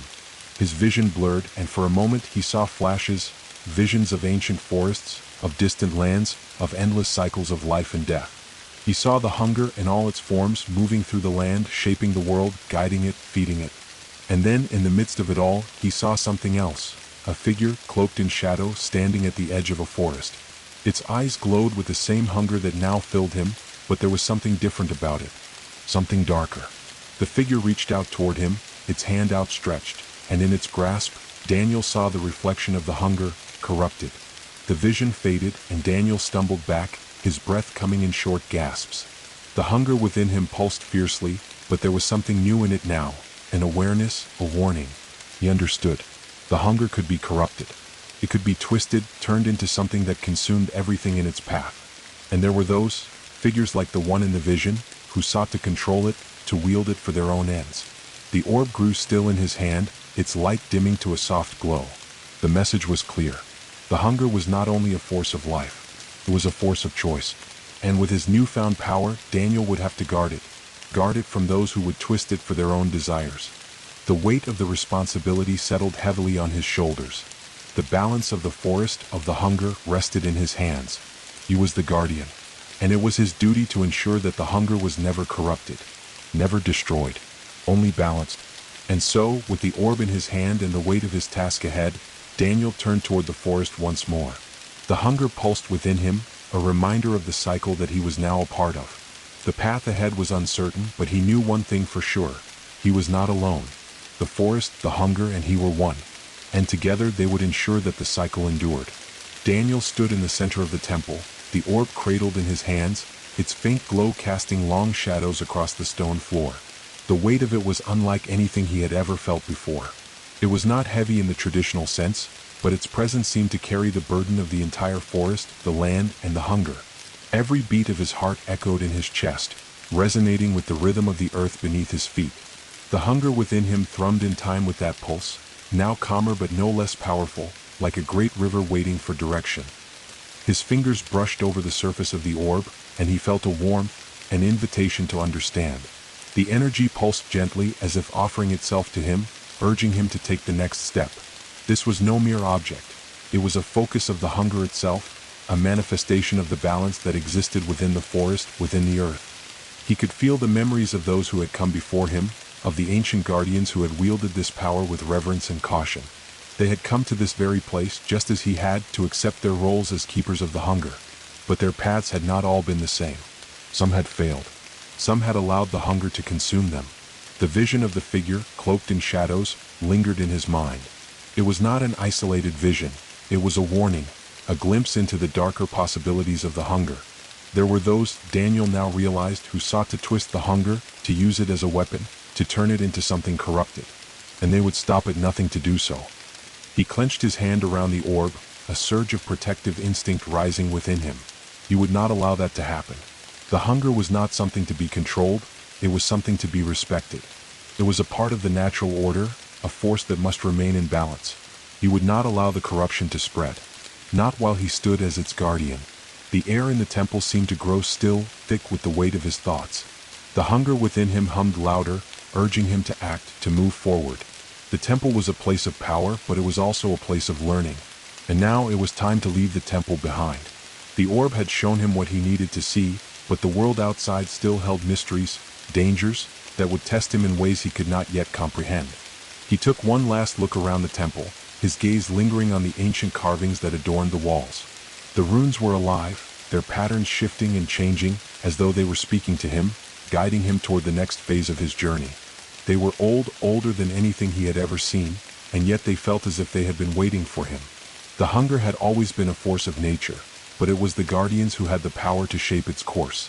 And now Daniel was one of them. With the orb still glowing softly in his hands, he stepped back from the pedestal and turned toward the entrance. The forest outside called to him, its whispers riding the wind, urging him forward. The hunger within him stirred, but this time, it was not a wave of insatiable desire. It was a quiet beckoning, a reminder of the delicate balance he must maintain. The moment he crossed the threshold of the temple, the forest greeted him, its familiar embrace wrapping around him like an old friend. The trees, now towering above him, seemed to welcome him back, their branches swaying gently in the breeze. The pulse of the earth beneath his feet was stronger here, more pronounced. It was as if the very land itself had recognized his return, acknowledging him as its guardian. As he walked deeper into the woods, he noticed the subtle changes that had occurred since his transformation. The forest seemed brighter, more vibrant, as though the hunger had infused every leaf, every blade of grass, with new life. The air was thick with the scent of pine and damp earth, the smell of growth and renewal. The very energy of the forest seemed to hum with life, a quiet rhythm that resonated with his own heartbeat. The hunger, now part of him, pulsed gently within, a steady reminder of his role. But there was something else, something new. A whisper in the wind. A presence that brushed against his senses like a shadow, always just out of reach. It was faint at first, like a distant murmur, but as he walked, it grew louder. His steps faltered, the hunger stirring uneasily within him, a knot of tension tightening in his chest. This was not a normal presence. It was not the forest itself. No, this was something different, something that felt wrong. He stopped in his tracks, his eyes narrowing as he scanned the trees around him. The whispering wind had become a soft, insistent murmur, a voice he could almost hear, but not quite. It was not speaking words, but the message was clear. There was something out there, something waiting for him. Something that had sensed his presence just as he had sensed it. The hunger within him stirred again, this time with a sense of purpose, a drive to seek out the source of this disturbance. He moved cautiously, stepping lightly over the forest floor, the orb still glowing softly in his hands. The trees around him seemed to close in, their branches shifting as if trying to shield him from whatever lay ahead. The air grew thicker, heavier with each step, the whispering growing louder. He was getting closer. The hunger inside him flared, its pulse quickening in response to the growing tension. It was as if the forest itself was bracing for something, for an event that had been long foretold. Ahead, through the trees, he saw a clearing, a place he had not yet been. It was different from any other clearing in the forest, for it was barren, devoid of life. The trees around it stood like silent sentinels, their trunks gnarled and twisted, their branches reaching toward the sky in a grotesque imitation of life. The air was still here, stagnant, as though nothing had moved for years. And at the center of the clearing was a stone altar, ancient and weathered, its surface slick with the moss of ages. Daniel's heart skipped a beat as the hunger surged within him, louder now, its pulse synchronized with his racing heart. The orb in his hands flared brighter, casting long shadows across the clearing. And there, standing at the altar, was the figure from his vision, the one cloaked in shadow. Its eyes glowed with the same eerie light that had filled Daniel's own vision, and it was staring directly at him, as though it had been waiting for him all along. For a moment, time seemed to slow. The figure's eyes locked with Daniel's, and for the first time, he felt the full weight of its power. It was not the hunger he knew. No, this was something different, something corrupted, twisted by a force that had been misused. The hunger, in its pure form, was a natural force, a force of life and death, balance and renewal. But this was an abomination. The figure stepped forward, its form shifting with unnatural grace. moving closer to Daniel as if the very air parted for it. Its voice was low, a rasping whisper that seemed to slither through the air, wrapping around his mind. "You are too late, Guardian," it said, its voice carrying a coldness that sent a chill through his bones. "The cycle is already shifting. The hunger is mine to control now." Daniel's grip tightened around the orb, the hunger within him flaring with anger and protectiveness. This was not the way it was meant to be. The hunger was not to be wielded as a weapon. It was not to be controlled, it was to be nurtured, balanced. And this creature, this corrupted force, had twisted it to its will. "That hunger belongs to no one," Daniel said, his voice steady, but filled with a deep, resonant power. "It is the force that guides the world, not something to be controlled. It belongs to the earth." The figure's eyes glowed brighter, its shadowy form pulsing with a dark energy. "You think you can stop me? You think you can control the hunger? You are just one man, and you are already too late." The hunger surged inside Daniel, responding to the challenge, to the threat this figure posed. It was more than just an enemy. It was a force that sought to consume everything, to twist the cycle into something unrecognizable. But Daniel understood now. The hunger was not something to fear. It was a force of nature, and he was its guardian. "You cannot control the hunger," Daniel repeated, more forcefully this time, stepping forward, his body radiating with the energy of the forest. "You can only guide it." The figure recoiled as if struck, its form flickering for a moment, but its eyes never leaving Daniel's. The battle for the balance had begun. The clearing held its breath as Daniel and the shadowed figure locked eyes, the tension thick and palpable. The orb in his hands pulsed with a steady, reassuring rhythm, reminding him that he was not alone in this fight. The hunger inside him, which had once felt like an uncontrollable beast, was now an ally, a source of power that flowed in harmony with the earth. He could feel it surge through his veins, pushing him forward, ready to protect the cycle, to defend the balance he had vowed to keep. But the figure before him, cloaked in shadow, was not an ordinary opponent. It radiated a cold, unnatural energy that seemed to distort the very air around it. The hunger within Daniel reacted to this presence with instinctive fury, the pulse quickening as though it sensed the threat of corruption in the air. The figure's eyes, bright and malevolent, seemed to seethe with a dark hunger of its own, one that sought not balance, but total domination. "You are weak," the figure hissed, its voice like 1,000 whispers combined, crackling in the air. "The hunger will be mine to command. You cannot stop what is already in motion." Daniel stood his ground, the orb glowing brightly in his hands. He could feel the power within it, the ancient force of the earth itself, guiding him. The hunger was not his to wield like a weapon. It was a force that had existed long before him, and it would continue long after him. His purpose was to guide it, to balance it, to ensure that it did not consume everything in its path. "No," Daniel replied, his voice steady and resolute. "The hunger is not a tool for destruction. It is the pulse of life. You cannot control it, and you will not corrupt it." The figure's form flickered, its shadows twisting around itself like tendrils, as if angered by his defiance. "You think the hunger is something you can simply control? Fool. You are no different from the others who have tried to stand in my way. You are all destined to fail." The words hung in the air like a thick fog, but Daniel felt no fear. The hunger within him had taught him more than just how to feed it. It had shown him the deeper truth, that the hunger was not something to be feared, but something to be understood. He was no mere man anymore. He was part of the earth, part of the cycle, and this creature, this twisted, corrupted force, was nothing compared to the vastness of the natural world. The ground beneath his feet seemed to tremble in response, the pulse of the earth syncing with the beat of his heart. The hunger inside him stirred, not with rage, but with clarity, as if it had been waiting for this moment. He had been chosen not to control the hunger, but to protect it, to prevent it from being twisted by forces like this one. Without warning, the figure lunged forward, its form shifting like smoke in the air, tendrils of darkness reaching out toward him. The orb in Daniel's hands flared with light, casting long ethereal shadows across the clearing. He raised it high, feeling the energy of the earth surge through him, and as he did, the ground beneath him cracked, ancient roots rising from the earth like giant fingers reaching toward the sky. The figure snarled, its form recoiling as the roots surged up, wrapping around it with an almost sentient force. But the shadowed figure was not so easily deterred. It twisted, its form melting like smoke, and in an instant, it reappeared in front of Daniel, its glowing eyes locked onto his with a chilling intensity. "You cannot stop me," the figure spat, its voice like a blade cutting through the air. "You are but a fleeting moment in the hunger's eternity." Daniel's eyes narrowed, the hunger within him responding with a deep, reverberating pulse. He could feel the earth beneath him, the forest around him, all of it thrumming with the same energy, the same force. The figure was right about one thing: it was eternal. But it was not meant to be controlled. It was meant to be a part of the cycle, just as Daniel was. And he would not let this corrupted force destroy what had existed for eons. The orb in his hands grew brighter still, the energy within it coursing through his body, filling him with a sense of purpose.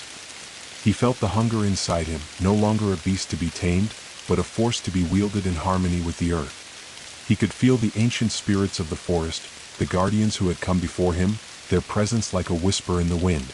They were with him. They were within him. With a powerful cry, Daniel thrust the orb forward, and the forest responded. The ground trembled violently, the roots beneath him surging like waves crashing against the shore. The trees around him groaned, their trunks bending with a force that seemed to come from the very heart of the earth. The sky above darkened, and a flash of lightning cracked through the air, striking the altar in the center of the clearing. The energy from the orb pulsed outward in a wave of light so bright it threatened to blind him. The shadowed figure screamed, its form writhing as the energy from the orb enveloped it. The darkness that had surrounded it began to disintegrate, like smoke caught in the wind, unraveling at the seams. Its eyes flared with hatred, but the power of the earth, the power of the hunger in its purest form, was too much. The figure's shadowy form began to dissipate, its tendrils of darkness curling inward, unable to withstand the force of the natural balance that Daniel had invoked. The ground beneath them cracked open, and from the fissures ancient roots erupted, wrapping around the figure like chains, pulling it toward the earth. The hunger within Daniel flared once more, guiding the force as it sought to restore balance. The figure screamed again, but its voice was fading, lost to the winds. The hunger was not something that could be corrupted or controlled. It was a part of the earth, of the forest, and it would not be twisted. With a final agonizing shriek, the shadowed figure was consumed by the earth. The roots dragged it down into the depths, where it was lost to the cycle, its dark presence swallowed by the very hunger it had sought to corrupt.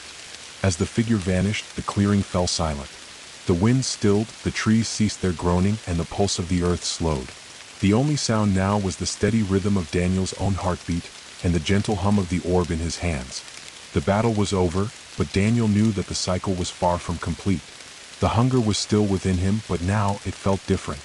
It was not a beast to be feared. It was a part of the world, a part of the earth, and it was his responsibility to ensure that it remained balanced. There would always be forces that sought to twist it, to control it. But Daniel would stand as its guardian, its keeper, for as long as the cycle endured. He looked around the clearing, the forest now calm, the shadows receding, and the moonlight once again filtering through the trees. The hunger within him was no longer a force of destruction. It was a force of renewal, of balance, and as its keeper, Daniel had become a part of the cycle. The forest was alive with energy, the pulse of the earth flowing through him, and as he stood there, he understood his role. He was not just a man anymore. He was part of something greater. He was the guardian of the hunger, the keeper of the balance. And his work had just begun. The hunger had been protected for now, but it was a cycle that would never end.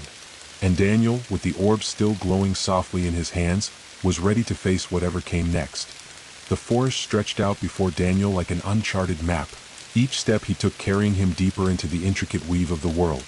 The clearing where he had just fought felt far behind him now, but the resonance of the battle still lingered in the air, vibrating through the trees, the earth, and even in the depths of his own being. He could feel the pulse of the forest, the steady rhythm of life that flowed through it, and the hunger that now dwelled within him was no longer a chaotic force. It was alive with him, a hum that felt almost like a heartbeat, intertwined with the life around him. He had succeeded, yes. The shadowed figure, the corrupted force that had tried to control the hunger, was gone. But the sense of finality he had expected was not there. Instead, there was a quiet understanding that this was only the beginning. The hunger, the cycle, and his role as the guardian were eternal. It was a responsibility that would stretch far beyond his lifetime. The forces he had battled would not be the last. There would be others, those who would try again to twist the hunger, to claim it for themselves. Daniel glanced at the orb in his hands, its soft glow still pulsing, casting faint shadows across his path. It was the source of his power now, a conduit through which the hunger flowed, a constant reminder of his duty. He could feel its energy connecting him to everything, the trees, the rivers, the very earth beneath his feet.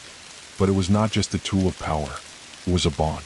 It was a symbol of the delicate balance he now maintained. The forest ahead of him seemed to open up, the trees parting as if inviting him forward, deeper into the wilderness.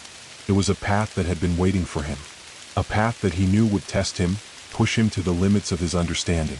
The hunger was not something that could be mastered, only nurtured. And the more he walked this path, the more he realized that there was still so much to learn, so much to uncover about the cycle and the forces that guided it. He moved forward, feeling the earth shift beneath him. The hunger inside him no longer felt like a weight, but rather a gentle current, flowing through him and the world around him. It was as though the forest itself was alive with it. Every rustling leaf, every fluttering bird, every animal watching from the shadows, they were all a part of it. They all had their role to play in the great cycle of life and death. As Daniel walked, the landscape around him began to change. The trees grew taller, their bark glistening with the dampness of the night. The air was thick with the scent of earth and rain, the quiet hum of the forest now blending with the soft patter of rain against the leaves. The world seemed to shift, as though responding to the energy that now radiated from him. The hunger pulsed within him, synchronizing with the rhythm of the rain. He could feel the earth beneath his feet, the roots of the trees spreading deep into the soil, their energy merging with his own. It was as if he was becoming part of the land, his soul rooted in the same ground that sustained the forest. The hunger was no longer just something he controlled, it was a part of him as much as his own heartbeat. But there were still questions that gnawed at him, questions that the vision of the shadowed figure had left unanswered. There were forces at work in the world that sought to corrupt the hunger, to twist it into something that could not be controlled. Daniel's role as guardian was not just one of protection, but of vigilance. The hunger was not inherently evil, but it could be misused. It was the balance that was important. As if answering his thoughts, the wind began to pick up, swirling through the trees, carrying with it a deep, guttural sound, a whisper. But this was not the wind. This was something else, something far older and more primal. The forest around him seemed to shift again, the trees parting to reveal something in the distance. A light, a soft, flickering glow, pulsed from the heart of the forest. It was not the bright, unnatural light of the orb, but something more subtle, more ancient. It drew him forward, beckoning him with an energy that seemed to resonate with the hunger inside him. Daniel's pace quickened as he moved toward the light.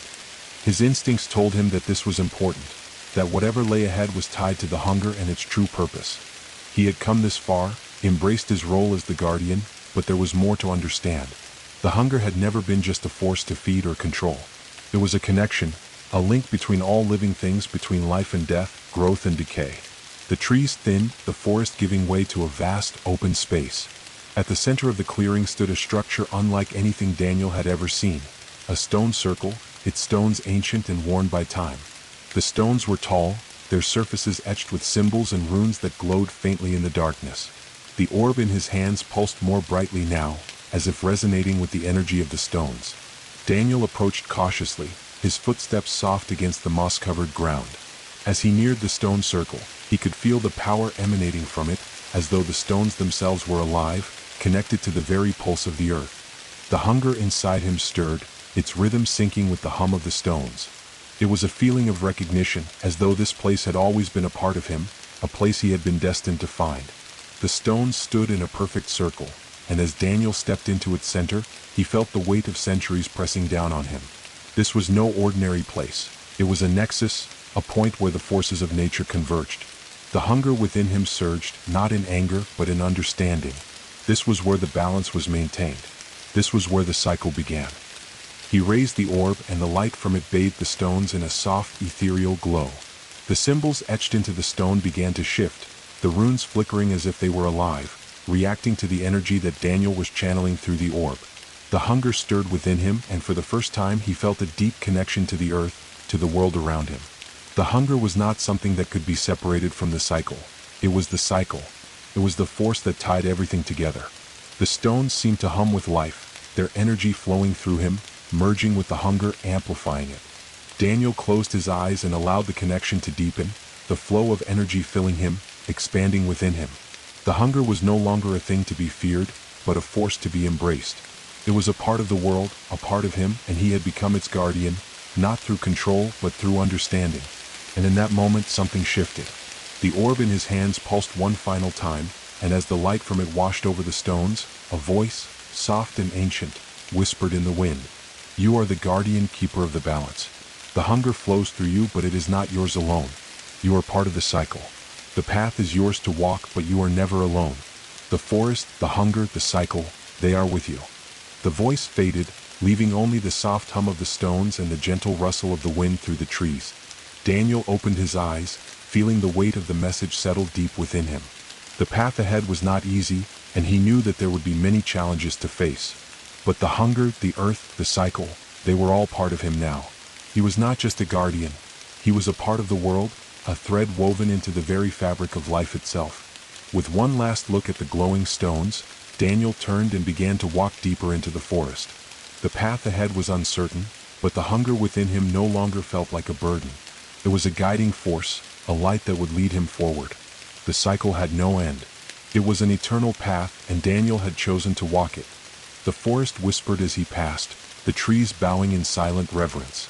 And with each step, he knew that the hunger would always be a part of him, as long as the earth continued to turn, as long as the cycle of life and death remained in motion.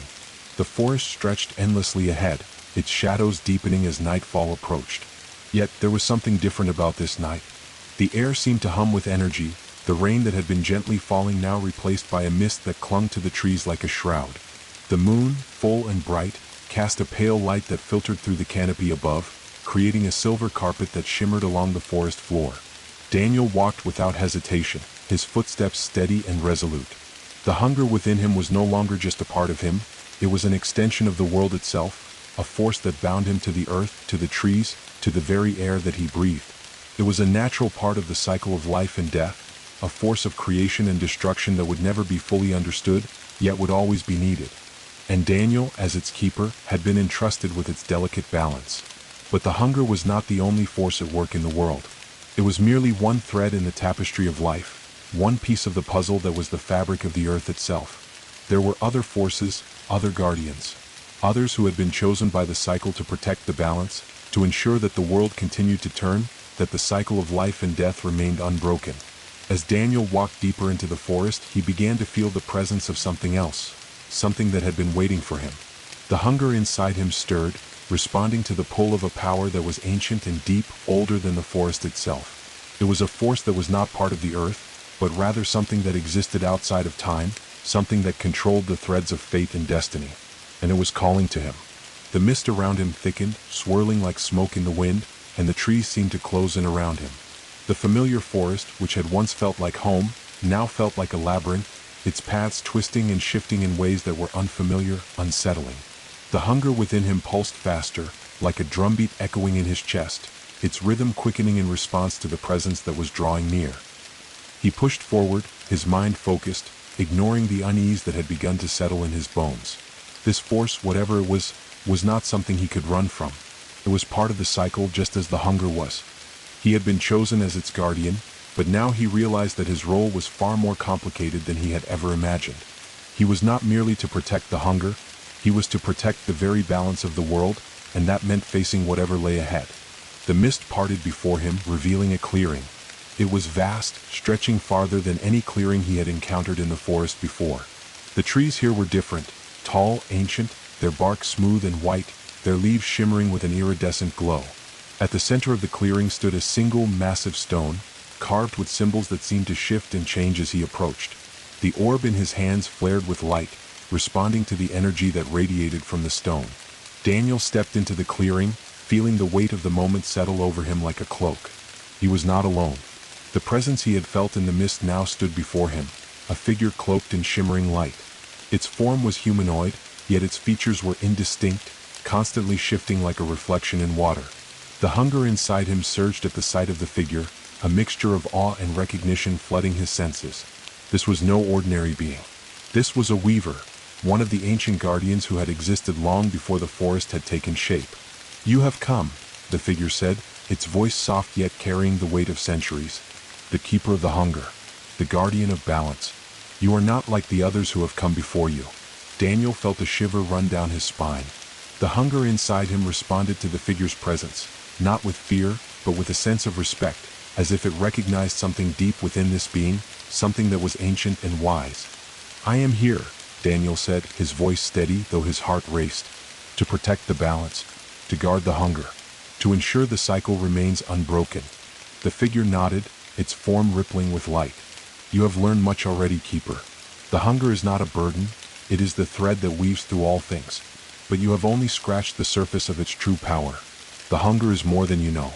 It is the key to the balance of all life. Daniel took a deep breath, the weight of the figure's words settling heavy on his chest. I know that it is the pulse of life, the force that sustains the cycle. But what else is there? What else must I understand? The figure seemed to pause, its shifting form seeming to gather the words before it spoke again. The hunger is the heartbeat of the world. It is the force that governs both life and death, creation and decay. It is neither good nor evil. It simply is. And it is through the hunger that time itself is woven. Daniel frowned, not fully understanding. Time? The figure's form shimmered, and the symbols on the stone behind it began to glow. Yes, time is not linear. It does not follow a single path. It is a fabric, a tapestry woven through the hunger. The cycle of life, death, and rebirth is but one thread. But there are others, threads that lead to different paths, different futures, different choices. The figure stepped closer, its light enveloping Daniel as if trying to communicate something deeper. The hunger is not just what you feel, what you protect. It is a force that connects all things, all moments in time. It weaves the past with the future, the choices made with the choices yet to be. It binds the living to the dead, the present to the future. Daniel felt a surge of awareness, as if the figure's words were unlocking something deep within him. He closed his eyes, focusing on the pulse of the hunger inside him, allowing it to guide him. The more he concentrated, the more he began to sense it. The threads of time, like delicate strands weaving through the air, touching everything around him, connecting all moments, all choices. He saw flashes of the past, visions of ancient guardians who had walked this same path, who had held the orb and protected the hunger. He saw moments of death, of life, of rebirth. And in the future, he saw countless possibilities, endless roads that stretched before him, each one dependent on the choices he made, on the balance he maintained. The orb in his hands glowed brighter, its light expanding to fill the clearing, as if it were awakening to the vastness of the knowledge that was being imparted to him. He felt the weight of it, this responsibility, this understanding, sinking deep into his bones.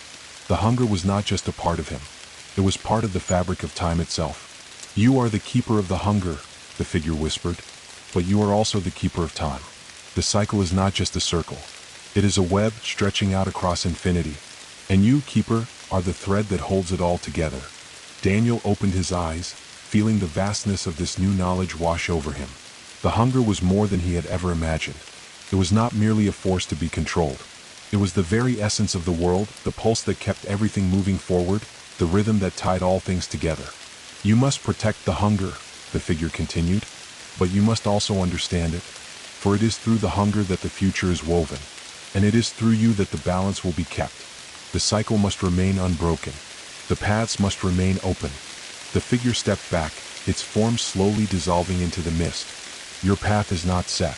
The hunger will guide you, but your choices will shape the future. The threads of time are yours to weave, Keeper. Choose wisely. With that, the figure was gone, leaving Daniel standing alone in the clearing. The orb in his hands continued to glow brightly, but now it felt different. It was not just a source of power, it was a key, a tool, a connection to the endless web of time that stretched out before him. The hunger inside him pulsed softly, and as Daniel stood there, he realized that the true weight of his responsibility had only just begun. The hunger was not his alone to protect. It was the pulse of the world, the thread that connected all things, all moments, all choices. And he was the one who would weave the future. The path ahead was uncertain. But Daniel now knew that he was not just the guardian of the hunger. He was the keeper of time itself. And with that knowledge, he stepped forward into the unknown, ready to shape the future. The forest stretched ahead, but now it seemed different, vast and endless, but somehow less foreign. The paths before Daniel were no longer simply paths. They were the threads of a great tapestry, each one part of something far larger, more intricate than anything he had ever imagined. The weight of his new understanding hung heavily on him, a constant hum of responsibility that resonated through every fiber of his being. He was not merely the guardian of the hunger. He was the keeper of time, the weaver of fate. The hunger within him pulsed in rhythm with his heart, its presence a reminder that he was bound to the earth, to the cycle of life and death, and to something much greater than himself. But now, more than ever, he felt the significance of his choices. Every decision he made, every step he took, would send ripples through the fabric of existence. affecting not just the present but the past and future as well. He had become a part of the loom, the delicate threads of time passing through his hands, and it was his task to guide them. But even as this realization settled within him, doubt crept into his mind. The hunger was a force of nature, a primal power that could not be controlled, only channeled. But what if he failed? What if the balance shifted and the hunger spiraled out of control? What if the web of time became tangled beyond repair? The mist that still hung thick in the air seemed to thicken in response to his thoughts, curling around the trunks of trees like tendrils reaching for him. The silence of the forest felt oppressive, as though the land itself was waiting, watching him. Suddenly, the pulse of the orb grew stronger, as if responding to his inner turmoil. The hunger inside him flared, its energy filling the air around him. A vision, fleeting but powerful, washed over him. He saw the forest, but it was not as it was now. It was a place of darkness, its trees twisted and barren, the once vibrant leaves now gray and withered. The sky above was clouded with smoke, and the ground was cracked and dry. The cycle had broken. The hunger had consumed everything, its insatiable appetite unchecked. The vision shifted. He saw himself standing alone in the center of the forest, the orb in his hands glowing with a dim, fading light. His face was marked with age, and his eyes were hollow, as though drained by the very hunger he had once protected. The web of time lay in tatters around him, its threads snapped, broken, unraveling into nothingness. A voice, his voice, whispered in his mind, filled with sorrow.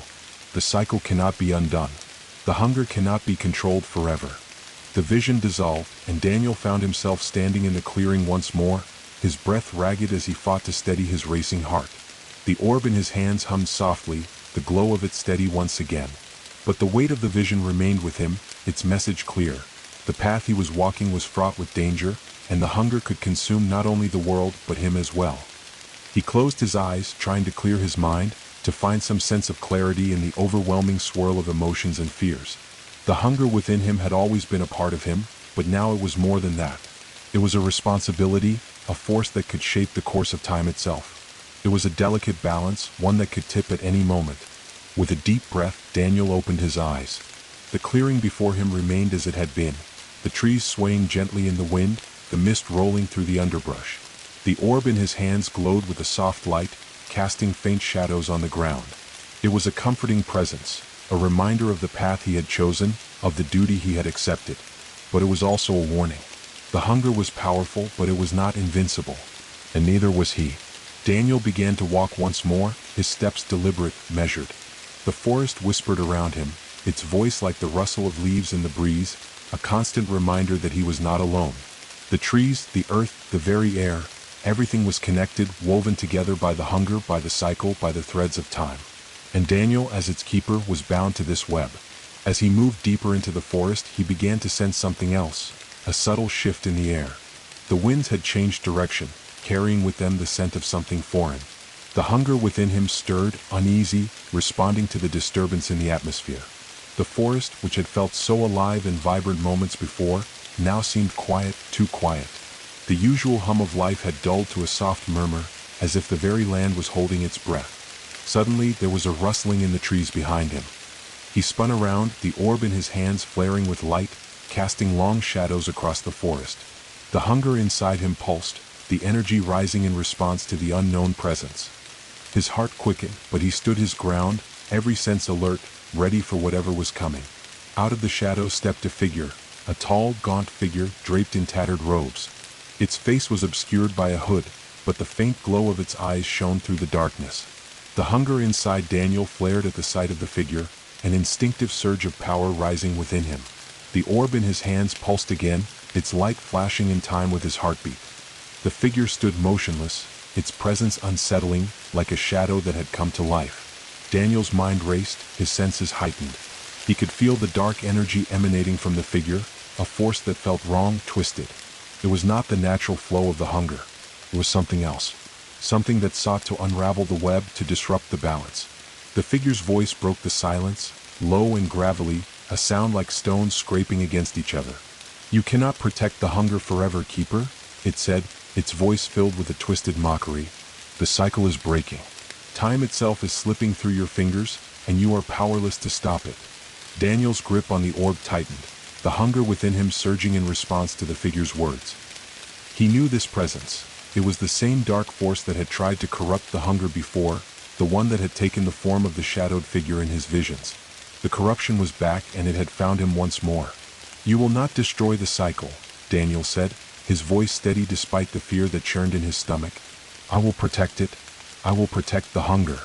The figure's eyes glowed brighter, its form shifting as if it were made of shadows, the edges of its robes swirling like smoke in the wind. "You cannot protect what you do not understand," it whispered, its voice curling around Daniel like a serpent. "The hunger is not a force of balance. It is a force of chaos. And you, Keeper, are its prisoner." The hunger inside Daniel flared again, but this time it was different. It was not the pure, natural hunger that he had once felt. It was a twisted version of it, distorted by the corruption of the figure before him. The orb in his hands pulsed with a strange energy, a force that felt unfamiliar, as if the very fabric of the hunger was being twisted out of shape. Daniel's heart pounded in his chest as he realized the truth. The corruption had already begun to seep into the hunger. The balance he had worked so hard to protect was beginning to fray, and the cycle was in danger of breaking. The figure stepped forward, its presence looming over Daniel like a dark cloud. "The threads of time are already unraveling," it whispered. "The hunger will be mine to control, and when it is, I will rewrite the future. There will be no balance. There will only be chaos." But as the figure advanced, something inside Daniel stirred, a deep, primal part of him that refused to yield. The hunger within him pulsed with renewed strength, its energy flaring in a wave of light that pushed back against the figure's presence. The orb in his hands glowed brighter than ever, a beacon in the darkness. "No," Daniel said, his voice stronger this time, filled with the weight of his responsibility. "The cycle will not break. The hunger will not fall into your hands." With a surge of power, he raised the orb high, the light bursting from it in a radiant wave. The hunger inside him resonated with the force of the orb, its energy flowing through him, amplifying his will. The figure recoiled, its shadowy form flickering as if struggling to maintain its shape. "You cannot fight what you cannot see," the figure hissed, but its words were laced with fear now. And for the first time, Daniel understood the true power of the hunger. It was not just a force to be guarded. It was a force to be wielded. He was its keeper, yes, but he was also its protector, its guide, and its shield. The orb in his hands flared once more, and with that final surge of energy, the figure screamed, its form dissipating like smoke in the wind. The darkness receded, leaving the forest once again bathed in moonlight. Daniel stood alone, his chest heaving with the weight of the battle. The hunger within him had been tested, and the balance had been preserved, for now. But deep inside, he knew that this fight was not over. The corruption was still out there, waiting, and the cycle, fragile as it was always in danger of slipping beyond his control. The path ahead would be filled with more challenges, more battles, more choices that would shape the future.